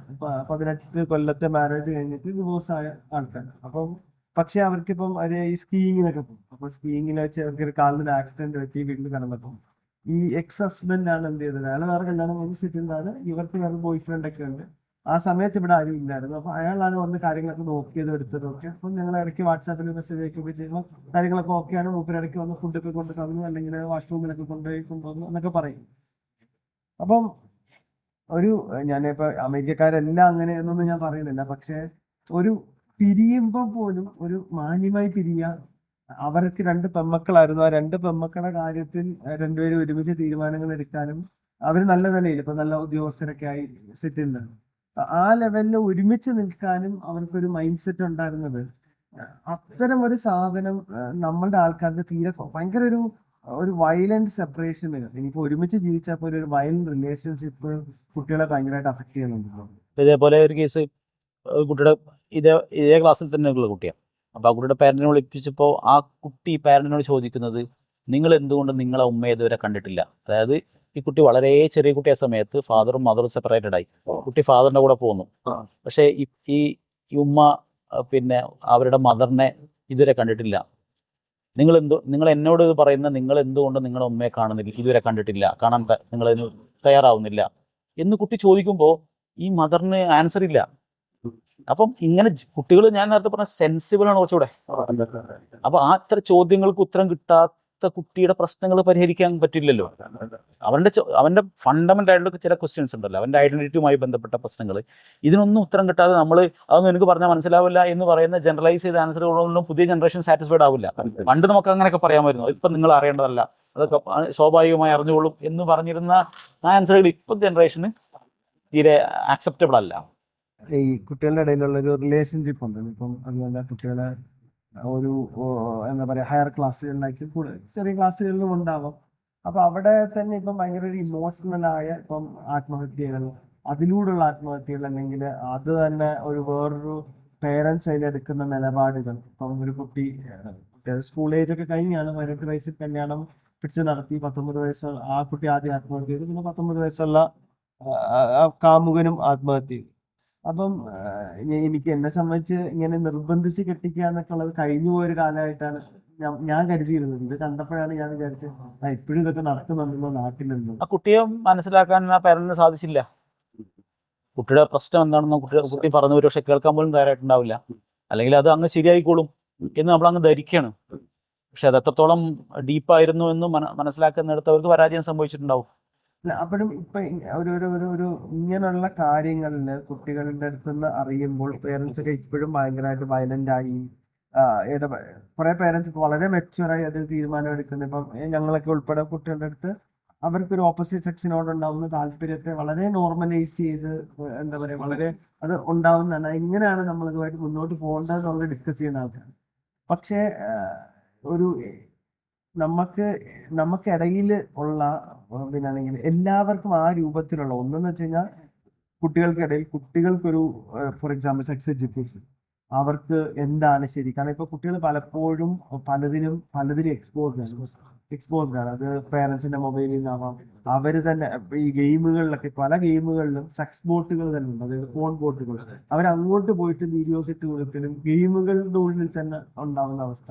അപ്പൊ അതായത് കുട്ടികളുടെ അടുത്ത് പേരൻസ് സംസാരിച്ചിട്ടില്ലെങ്കിൽ ഇത് സംസാരിക്കാൻ ഒരുപാട് ആളുകൾ, മുഖംമൂടി ഉള്ളവരും മുഖംമൂടി ഇല്ലാത്തവരുമായ ആളുകൾ പുറത്തുണ്ട്. അവരുടെ ഈ പിയർ ഗ്രൂപ്പിൽ നിന്ന് കിട്ടുന്ന കുറെ ഇൻഫർമേഷൻസ്, പ്രത്യേകിച്ച് സീനിയേഴ്സിന്റെ കിട്ടുന്ന ഇൻഫർമേഷൻസ്. ഇപ്പൊ അടുത്തിടെ ഒരു സ്കൂളിൽ പോയി അടുത്തിടെ ഒരു സ്കൂളിൽ പോയപ്പോൾ പ്രൈമറി ഹെഡ് ചെയ്യുന്ന ടീച്ചർ പറഞ്ഞതായിരുന്നു 2ാം ക്ലാസ്സിലുള്ള ഒരു കുട്ടി ടീച്ചറോട് ഇന്ന സൈറ്റ് ടീച്ചർ ഒന്ന് എടുത്തു നോക്കിയെന്ന് പറഞ്ഞു. അത് സ്കൂൾ ബസ്സുകളിൽ നിന്നാണ് ഈ കമ്മ്യൂണിക്കേഷൻ നടക്കുന്നത്. സ്കൂൾ ബസ്സിൽ നിന്ന് ഒരുമിച്ചാണല്ലോ പോകുന്നത്. അപ്പോൾ ഇത്തരം കാര്യങ്ങൾ സമയമുണ്ട്, ഫ്രീ ആയിട്ട് സമയമുണ്ട്, കാര്യങ്ങളൊക്കെ കമ്മ്യൂണിക്കേറ്റ് ചെയ്യുന്നുണ്ട്. അപ്പൊ 2ാം ക്ലാസ് എന്ന് പറയുമ്പോൾ കുട്ടികൾ എന്തും എവിടെ പറയണം എന്ന് അറിയാതെ അവർ തുറന്നു പറയും. ആണ് ഇനി ഉള്ള കാലഘട്ടങ്ങളിൽ പേരന്റിങ് എന്നുള്ളത് ഒരു വളരെ സീരിയസ് ആയിട്ടുള്ള ഒരു ജോലി തന്നെയാണ്. അതിന് നമ്മൾ എഡ്യൂക്കേറ്റഡ് തന്നെ ആവണം, സയന്റിഫിക്കലി എഡ്യൂക്കേറ്റഡ് ആവേണ്ട ഒരു കാലഘട്ടം ആണെന്നുള്ളതാണ്. അത് നമ്മൾ നമ്മുടെ ധാരണകളോ അല്ലെങ്കിൽ നമ്മുടെ അനുഭവങ്ങളോ മാത്രം വെച്ചുകൊണ്ട് നമ്മൾ പുതിയ തലമുറയെ നർച്ചർ ചെയ്യാം എന്ന് വിചാരിച്ചാൽ ഇനി നടക്കില്ല. അപ്പോൾ നമുക്ക് അറിയാത്ത കാര്യങ്ങൾ എനിക്ക് അറിയില്ല എന്ന് ഉൾക്കൊള്ളുകയും അതിന് വേണ്ട സയന്റിഫിക് ഹെൽപ്പ് നമ്മൾ പറ്റാവുന്ന ക്രിങ്ക് പോലെയുള്ള ഏജൻസികളൊക്കെ അതാണല്ലോ നിങ്ങൾ ചെയ്യുന്നത്. അപ്പം അത്തരം ഏജൻസികളുടെ കയ്യിൽ നിന്ന് അത്തരത്തിലുള്ള എഡ്യൂക്കേഷൻ നമ്മൾ സ്വായത്തമാക്കുകയും ആ തരത്തിൽ പർപ്പസ്ഫുൾ ആയിട്ടുള്ള ഇൻ്റർവെൻഷൻസ് നമ്മൾ നടത്തിയില്ലെങ്കിൽ ഈ ജനറേഷൻ കൈവിട്ടു പോകും. അല്ലെങ്കിൽ ഒരുപക്ഷെ ഏറ്റവും മികച്ച ജനറേഷനായിട്ട് നമുക്കിതിനെ വാർത്തെടുക്കാൻ പറ്റും. വളരെ പൊട്ടൻഷ്യലുള്ള, വളരെ ബ്രില്യൻ്റ് ആയിട്ടുള്ള ഒരു ജനറേഷനാണ്. കാരണം ഒരുപാട്, കാരണം ഇപ്പം എനിക്ക് തന്നെ അറിയാന്ന് വെച്ചാൽ ഞങ്ങളുടെ ഇപ്പൊ കമ്പനിയിൽ തന്നെ ഇപ്പൊ US നിന്നിട്ട് ഇന്ന് അവിടെ എന്താ പറയാ അവിടെ ഇവിടുത്തെ ഒരു 12 മണിക്ക് അവിടെ നടക്കുന്ന പ്രസന്റേഷൻ ഒരു ടെക്നോളജി അനാവരണം ചെയ്ത് കഴിഞ്ഞാൽ രാവിലെ 8 മണിക്ക് ഇവിടെ ഉണ്ടാക്കി കഴിഞ്ഞത്. അത്രയും ഫാസ്റ്റ് ആയിട്ട് അതിവിടെ ടെസ്റ്റ് ചെയ്ത് കണ്ടു നമ്മൾ. ഇവിടെ അത്രയും ഫാസ്റ്റ് ആയിട്ട് വേറൊരു ഹിസ്റ്ററിയിൽ ഒരു പോയിന്റിലും ട്രാവൽ ചെയ്തിട്ടില്ല ഇൻഫർമേഷനും കാര്യങ്ങളൊന്നും. അവിടെയാണ് പക്ഷെ അവിടെയും നമ്മൾ ബേസിക് ആയ കാര്യങ്ങളിലാണ് ഇപ്പൊ പ്രശ്നം എന്ന് പറയുന്നത്. അതായത് നമ്മൾ പണ്ട് വിചാരിച്ചിരുന്ന എന്താ പറയുക, കവിത എഴുതാനും കഥ എഴുതാനൊക്കെ എന്റെ പണിയും, നാളെ ടെക്നോളജി ഒക്കെ ഡെവലപ്പ് ചെയ്ത് പാത്രം കഴുകലും ബാക്കി കാര്യങ്ങളും അവർ ചെയ്യും എന്നാണ് എഴുതിയത്. നേരെ തിരിച്ചാണ് വരുന്നത് അല്ലേ? കഥ എഴുതാനും ഒക്കെ ടെക്നോളജി ചെയ്യുക, നമ്മൾ പാത്രം കഴുകണം. ഇതും ആ ഒരു ഇത് അതിന്റെ പ്രോപ്പർ മെയിൻറ്റെയിൻ ചെയ്തിട്ടില്ലെങ്കിൽ ഏതും അപകടമാണ്. രണ്ടും ഒരേപോലെ തന്നെ അവര് ആ ഒരു ജസ്റ്റിസ് കൃത്യമായി, ഇക്വാലിറ്റിയേക്കാൾ കൂടുതൽ ജസ്റ്റിസ് ആണല്ലോ നമ്മൾ എൻഷുർ ചെയ്യേണ്ടത്. അപ്പൊ ഞങ്ങൾക്കിപ്പോ ഈ ആദ്യത്തെ കുട്ടി ഇപ്പം പ്രഗ്നന്റ് ആയ സമയത്ത് ഞങ്ങൾ ആദ്യം സന്തോഷിച്ചെങ്കിലും പിന്നെ നമുക്ക് ഈ കുട്ടി എങ്ങനെ വളർത്തേണ്ടതെന്ന് അറിയില്ല എന്നുള്ളതാണ് ഞങ്ങളുടെ ആദ്യത്തെ റിയലൈസേഷൻ. ഞങ്ങളെ സംബന്ധിച്ച് പേഴ്സൺ ഞങ്ങൾ അങ്ങനെ തന്നെ ഞങ്ങളെ പേടിച്ച്. എനിക്കിപ്പോഴും ഓർമ്മയുണ്ട്, അന്ന് ഞാൻ കോഴിക്കോടാണുള്ളത്. കോഴിക്കോട് ഞങ്ങളെ ചെന്ന് കുറെ ബുക്ക് ഷോപ്പിൽ പോവുകയും അന്ന് ഏകദേശം എല്ലാരും കുറ്റം പറഞ്ഞു, എന്താ ബുക്ക് നോക്കി കുട്ടി വളർത്താൻ പോകുന്നു, ബുക്ക് നോക്കി കുട്ടി വളർത്തുന്നു അന്ന് ചോദിച്ചു. അങ്ങനെ ചോദിച്ചു. അപ്പൊ നിങ്ങളങ്ങനെ ബുക്കൊക്കെ എടുത്ത് വെച്ചിട്ട് വായിച്ചാണ് അന്ന് എന്ത് ചെയ്യുന്നത്, ഓരോന്ന് പഠിക്കുകയൊക്കെ ചെയ്യുന്നത്. ഈവൻ ആദ്യം മോൻ ഉണ്ടായ സമയത്തും അവിടെയൊക്കെ ഫാദർ കുട്ടിയെ എടുക്കുക, ചെറിയൊരു കുട്ടിയെ എടുക്കുക എന്നുള്ളതൊരു ശീലം ഇല്ലാത്തൊരു നാടാണ്. അവിടെ അപ്പൊ ആ ഒരു സ്റ്റെപ്പ് എടുത്ത് മോനെ ആദ്യമായിട്ട് എടുക്കുക എന്ന് പറഞ്ഞാൽ അത് ശരിക്കും എല്ലാവർക്കും അത്ഭുതമായിരുന്നു. അല്ല എല്ലാരും പറയാ അവനൊന്നും അറിയത്തില്ലല്ലോ, എനിക്ക് എടുത്തല്ലേ എല്ലാവർക്കും ഇത് അറിയത്തുള്ളൂ. ബസ് ലീവ് എടുത്ത് കുട്ടീനെ കുളിപ്പിച്ച് എല്ലാം അതിനോട്ട് സ്റ്റെപ്പ് ചെയ്ത് വന്ന ഒരാളാണ്. ഭയങ്കര എന്താ പറയാ, ഈ വീട്ടിലൊരു നിൽക്കുന്ന ഒരു ലേഡി ഉണ്ടല്ലോ, എന്താ പറയാ പ്രസവം എടുക്കാനൊരു കഴിഞ്ഞിട്ട് നിൽക്കണം, അവർ അത് മാത്രമേ ചെയ്യത്തുള്ളൂ, വീട്ടിൽ കുക്കൊന്നും ചെയ്യത്തില്ല ലേഡി ഉണ്ട്. ഹോം നേഴ്സ് അങ്ങനെ ഉണ്ടല്ലോ. അപ്പം അവരുടെ അന്ന് എത്ര രൂപ, 20,000 30,000? അയ്യോ 40 എത്രയോ 40 രൂപ. 40 രൂപ കൊടുത്ത് ഇവരെ 40 ദിവസം നിർത്താൻ പറ്റില്ല. ഞാൻ ലീവ് എടുത്തു. ഞാൻ എന്നിട്ട് എന്ത് ചെയ്തു, പിന്നെ ഞാൻ ലീവ് എഴുതി കൊടുത്തു. അപ്പം പെറ്റേണിറ്റി ലീവ്. അപ്പൊ ആരും ഈ വേർഡ് തന്നെ കേട്ടിട്ടില്ല, എന്ത് പെറ്റേണിറ്റി ലീവ്. പെറ്റേണിറ്റി ലീവ് എടുത്തിട്ട് ഞാൻ ഇന്ന് എന്ത് ചെയ്തു, കുട്ടിയെ നോക്കി, ഒരു കുഴപ്പമുണ്ടായിരുന്നു. പിന്നെ ഒരു വേറൊരു പ്രശ്നം, ഭയപ്പെട്ട് മാറി നിൽക്കുന്ന അധ്യാപകരും ഭയപ്പെട്ട് മാറി നിൽക്കുന്ന ടീച്ചേഴ്സ്, പേരൻസും, ഈ രണ്ടും അപകടമാണ്. അതായത് ഇഷ്യൂസ് വരുമ്പോൾ അധ്യാപകർ മാറി നിൽക്കുന്നത് നിയമപരമായ ചില റെസ്ട്രിക്ഷൻസ് കൊണ്ടാണ്. അതായത് കുട്ടികളെ സംരക്ഷിക്കാൻ തന്നെ ഉണ്ടാക്കിയിട്ട് നിയമങ്ങൾ ഞങ്ങൾക്ക് വിനയായി മാറുമോ എന്ന് ഭയപ്പെട്ടുകൊണ്ട് ഇഷ്യൂസ് വരുമ്പം ഭയപ്പെട്ട് മാറി നിൽക്കുന്നു. അതായത് ഞാൻ അവനെ കറക്റ്റ് ചെയ്യാനിരുന്നാൽ ഞാൻ തന്നെ പെട്ടുപോകുമോ എന്ന്. അതായത് ഈ പാരന്റിന്റെ ഭാഗത്ത് സപ്പോർട്ട് കിട്ടില്ല. അവസാനം ഇവരെ തന്നെ ട്രാപ്പ് ചെയ്യപ്പെടുന്ന കേസുകൾ നാട്ടിൽ വർദ്ധിച്ചു വരുന്നതുകൊണ്ട് ഒരു വലിയ ശതമാനം അധ്യാപകർ മാറി നിൽക്കുന്നു. വേറൊരു ശതമാനം രക്ഷിതാക്കൾ, അവർക്ക് തങ്ങളുടെ കുട്ടികളെ ഭയമാണ്.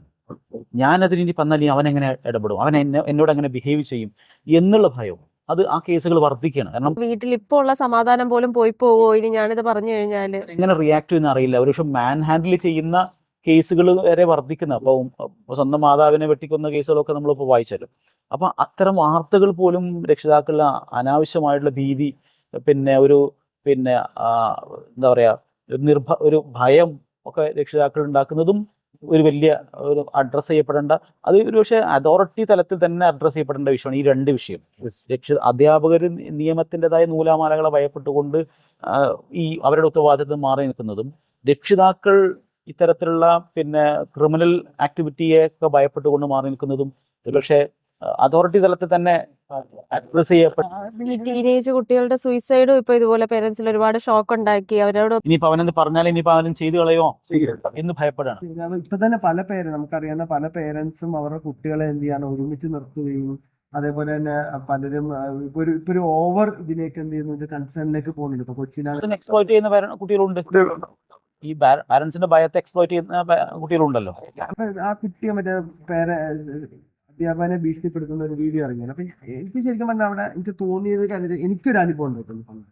അതായത് ഞാൻ അധ്യാപകനായിരുന്ന സമയത്ത് അപ്പം ഒരു കുട്ടി ഇങ്ങനെ നന്നായി 10ാം ക്ലാസ്സിലൊക്കെ നന്നായി മാർക്കുള്ള, ഇപ്പം എനിക്ക് ഓർമ്മയുണ്ട് മാത്തിന് 100 out of 100 ആണ്, 12th 100 out of 100 ആണ്.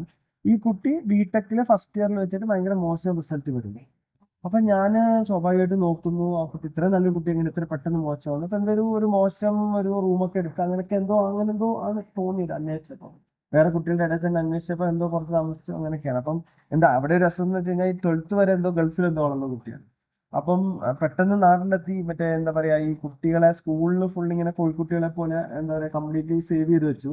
ഇതിൽ പെട്ടെന്ന് വന്നിട്ട് എന്ത് ചെയ്യാണ്, ഈ സ്വാതന്ത്ര്യം കോളേജ് എന്ന് വെച്ചാൽ കംപ്ലീറ്റ്ലി കിട്ടുകയല്ല. ഈ കുട്ടി ഇവിടെ വരുന്നു, ഇത് ഇങ്ങനെ സ്വാതന്ത്ര്യത്തിൽ കണ്ണു വെഞ്ഞളിച്ച് പോയതാണ് പ്രശ്നം. അപ്പൊ ഡെഫിനറ്റ്ലി അത് അവന്റെ ഒരു അധ്യാപകൻ എന്ന നിലയിൽ ഞാൻ എന്ത് ചെയ്തു, ഈ പേരൻസിനെ വിളിച്ചു. പേരൻസ് വന്നപ്പോൾ ഞാൻ നല്ല രൂപത്തിൽ പറഞ്ഞു, കുട്ടിയൊക്കെ നോക്കാതെ കുഴപ്പമില്ല, നിങ്ങൾ ഒന്ന് ശ്രദ്ധിക്കണം, കാരണം ഇങ്ങനൊരു ഡിപ്പ് ഉണ്ടായപ്പോൾ ഒന്ന് ശ്രദ്ധിക്കണം എന്നൊക്കെയുള്ള രൂപത്തിൽ ഒന്ന് സൂചിപ്പിച്ചു. പേരൻസ് സ്വാഭാവികമായി പേരൻസിന്റെ സ്വഭാവം എടുത്തു, കുട്ടിയെ വിളിച്ച് ഭയങ്കരമായിട്ട് എന്താ പറയാ വീട്ടിൽ നിന്ന് പുറത്താക്കുന്ന ആ റേഞ്ചിൽ സംസാരിച്ചു.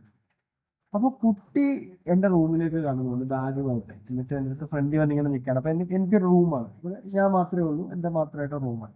ടേബിളിന്റെ അപ്പുറം നിന്നിട്ട് പറഞ്ഞു, ഇതേപോലെ എന്റെ ബാഗിൽ കപ്പിയുണ്ട്, സാറിനെ കുത്തുന്നു പറഞ്ഞു. എന്റെ പേരൻസ് എന്നെ ഇനി വീട്ടിൽ കെട്ടില്ല പറഞ്ഞു. അപ്പൊ ഞാൻ പറഞ്ഞു, മോനെ നീ അവിടെ എന്നാ കുത്താൻ പറ്റൂല, ഇവിടെ അടുത്ത് ചേർന്നിരിക്കും, എന്നാലാണ് ഇത് പറ്റുകയാണെങ്കിൽ എന്റെ ടേബിളിന്റെ റൈറ്റ് സൈഡിലുള്ള ചെയറിലേക്ക് അവനെ ഇരുന്നു. ഇരുത്തി ഞങ്ങൾ കുറെ നേരം സംസാരിച്ചു പോകാൻ സമാധാനമായി സെറ്റിലായി, എന്നെ കുത്താറ് തിരിച്ചില്ല.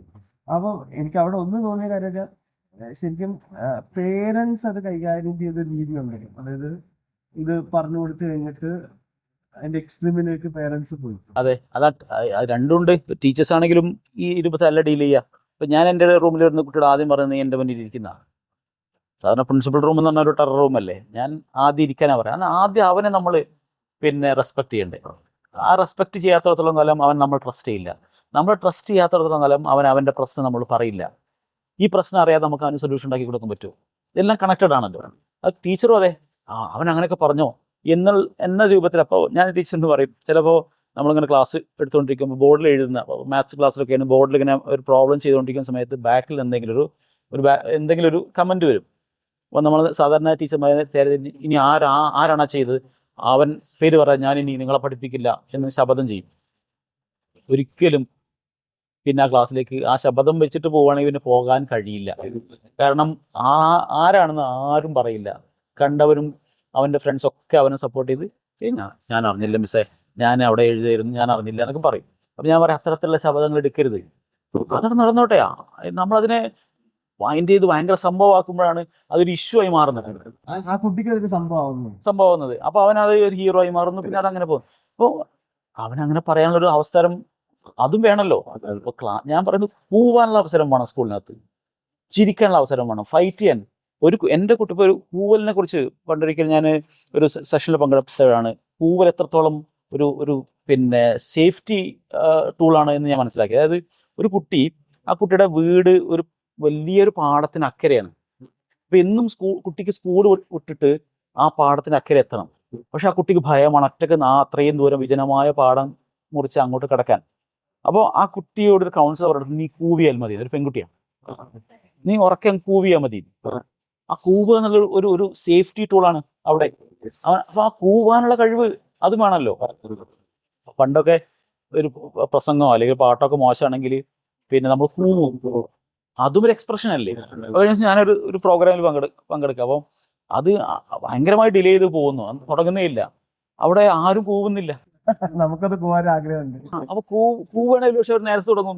ഇവർ ആരും വളരെ ഒരു ഓർഗനൈസേഷന്റെ പ്രോഗ്രാം ആയതുകൊണ്ടൊന്നും അത്തരത്തിലുള്ള കൂലുകാരൊന്നും ഇല്ലാത്തതുകൊണ്ടൊന്നും അവരൊരുപാട് കഴിഞ്ഞിട്ടാണ് പ്രോഗ്രാം തുടങ്ങുന്നത്. ഒരു പക്ഷെ ഒന്നോ രണ്ടോ പേരോട് കൂവിയിരുന്നെങ്കിൽ അവരെ നേരത്തെ തുടങ്ങും. അപ്പം ഞാൻ പറഞ്ഞത് ഈ കൂവ എന്നുള്ള നെഗറ്റീവ് അർത്ഥത്തിലല്ല പറഞ്ഞത്. അപ്പം ചില ഇമോഷണൽ എക്സ്പ്രഷൻസിനുള്ള പ്ലാറ്റ്ഫോം വീടിനകത്തും സ്കൂളിനകത്തും കൊടുക്കുകയാണെങ്കിൽ അത് അവിടെ ഒതുങ്ങും. നമ്മളൊരു ഓവർ ഡിസിപ്ലിൻ ആണോ, ഒരു ഓവർ ഡിസിപ്ലിൻഡ് ആയി കുട്ടികളെ എക്സ്പെക്ട് ചെയ്യുന്നോ എന്നുള്ളത് എന്നുള്ളത് തന്നെ റീഡിഫൈൻ ചെയ്യേണ്ട കാലഘട്ടം കഴിഞ്ഞല്ലോ. ഒരു ലൈനിലൂടെ ഇങ്ങനെ നടക്കുക, ഇങ്ങനെ ഇങ്ങനെ കൈ വെച്ചിട്ട് ഒരു കൈ പിന്നിൽ കെട്ടിയിട്ട് ഇങ്ങനെ നടക്കുക എന്നുള്ളതാണ് നമ്മളുടെ ഒരു ഡിസിപ്ലിനെ കുറിച്ചുള്ള പഴയ ധാരണ. അത് മാറേണ്ട കാലം കഴിഞ്ഞില്ലേ. അവിടെ തന്നെ ഇപ്പം ഈ ഫ്രീ പ്ലേ എന്ന് പറയുന്നത് കുട്ടിയുടെ ഇപ്പം മെന്റൽ ഡെവലപ്മെന്റിന് ചെറിയ 2.5 വയസ്സ് തൊട്ട് ഭയങ്കര കട്ടിയുള്ള കരിക്കുലം വരുമ്പോൾ ഉണ്ടാകുന്ന ഒരു പ്രശ്നമാണ് ഫ്രീ പ്ലേ എന്ന് പറയുന്നത് കുട്ടിക്ക് കിട്ടുന്നത്. അപ്പൊ ഫ്രീ പ്ലേയിലാണ് ലീഡർഷിപ്പ് ഉണ്ടാവുക, ഫ്രീ പ്ലേയിലാണ് ഫെയിലാവുന്നത്. അതായത് ഫെയിൽ ആവാനുള്ള ഓപ്പർച്യൂണിറ്റീസ് കൂട്ടി കൊടുക്കണം. ഇപ്പൊ കളിയിൽ കുട്ടി തോറ്റാൽ കുട്ടി അത് മെന്റലി ബാധിക്കുന്നില്ല. പക്ഷെ എന്നാൽ ഇപ്പോൾ ഒരു വാശിയുണ്ട്, അടുത്ത കളിയിലെങ്കിലും എനിക്കത് പിന്നെ അവനെ തോൽപ്പിക്കണമെന്ന വാശിയുണ്ട്.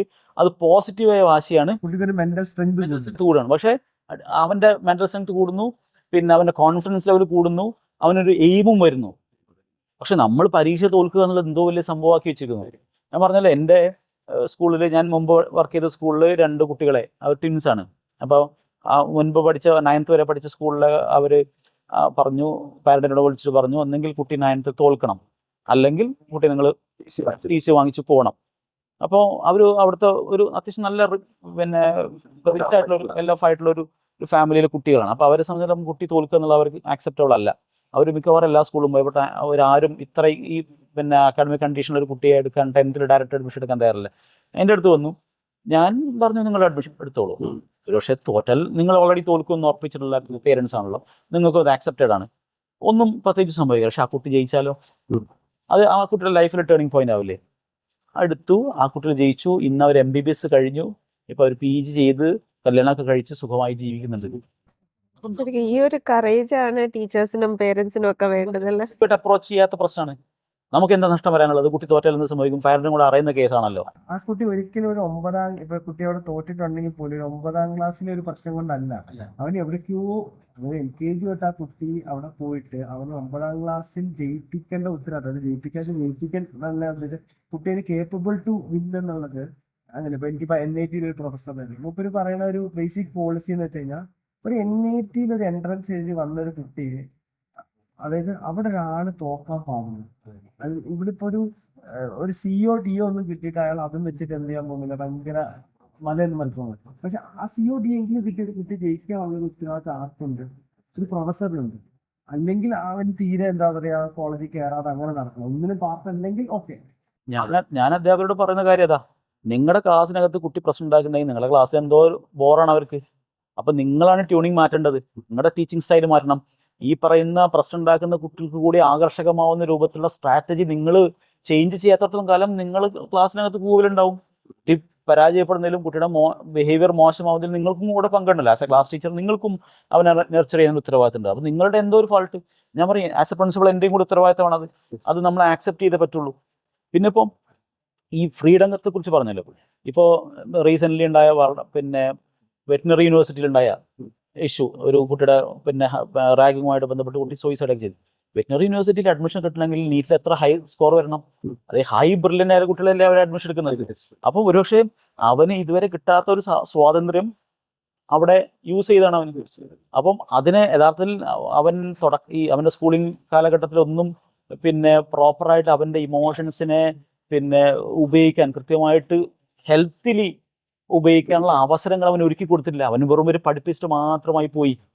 എല്ലാവരുടെയും ഫോക്കസ് മാർക്ക് എന്നൊരു സാധനത്തിലാണല്ലോ, അല്ലാതെ ഒരു ഓവറോൾ ഡെവലപ്മെന്റ്.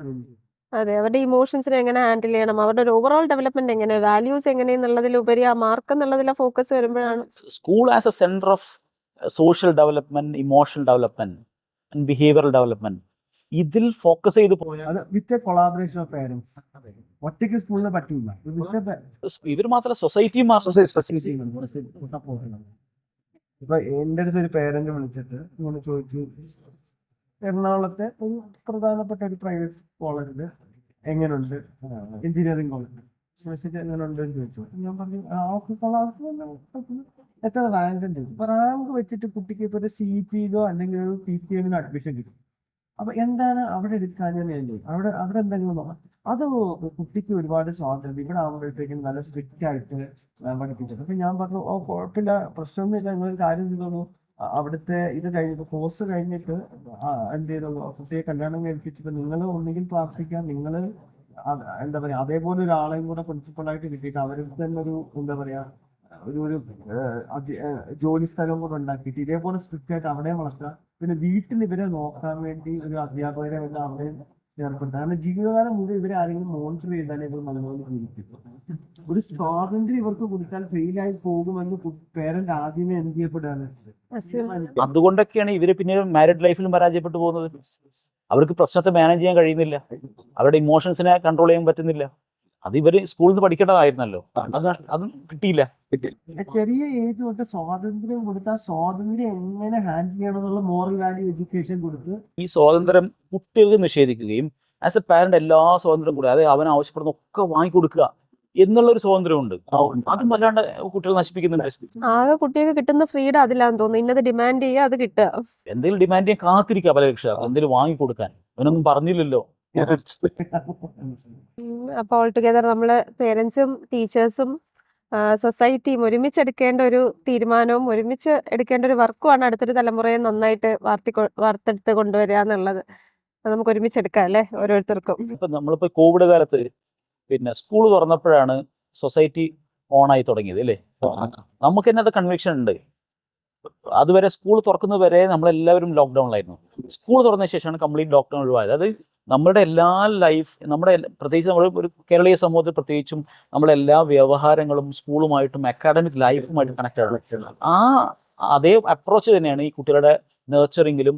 ഇതൊരു സോഷ്യൽ ഒരു ജോയിന്റ് എഫേർട്ട്. അതിനകത്ത് പേരൻസ്, സ്റ്റുഡൻസ്, പിന്നെ government agencies, society as a whole, ഇങ്ങനെ എല്ലാവരും കൂടെ ഒരുമിച്ച് ജോയിന്റ് എഫേർട്ടായിട്ട് ചെയ്തെങ്കിൽ മാത്രമേ അതോടൊപ്പം റൂട്ട് കോസിൽ കാര്യങ്ങൾ കാണാൻ ശ്രമിക്കുക. അതിൻ്റെ എക്സ്റ്റേണൽ ആയിട്ടുള്ള സിംറ്റംസിനെ ബേസ് ചെയ്ത് ട്രീറ്റ് ചെയ്യാനിരിക്കുന്നതിന് പകരം റൂട്ട് കോസിൽ പോവുകയും എന്തുകൊണ്ട് കുട്ടി അങ്ങനെ ബിഹേവ് ചെയ്യുന്നു, എന്തുകൊണ്ട് കുട്ടി അങ്ങനെ ആക്ട് ചെയ്യുന്നു എന്ന് കണ്ടെത്താനും അതിനെന്താണോ പരിഹാരം ആവശ്യമുള്ളത്, അത് ഗവൺമെൻറ് തലത്തിലാണെങ്കിൽ അങ്ങനെ, അല്ലെങ്കിൽ പേരൻറ്റിങ്ങിലാണെങ്കിൽ, അല്ലെങ്കിൽ ടീച്ചിങ്ങിലാണെങ്കിൽ, ഈ 3 സെക്ടറിലും ഒരു പുനർവിചിന്തനം നടത്തിയിട്ടില്ലെങ്കിൽ ഒരുപക്ഷെ ഇത്തരം പ്രശ്നങ്ങൾ ഇനിയും വന്നേക്കാം.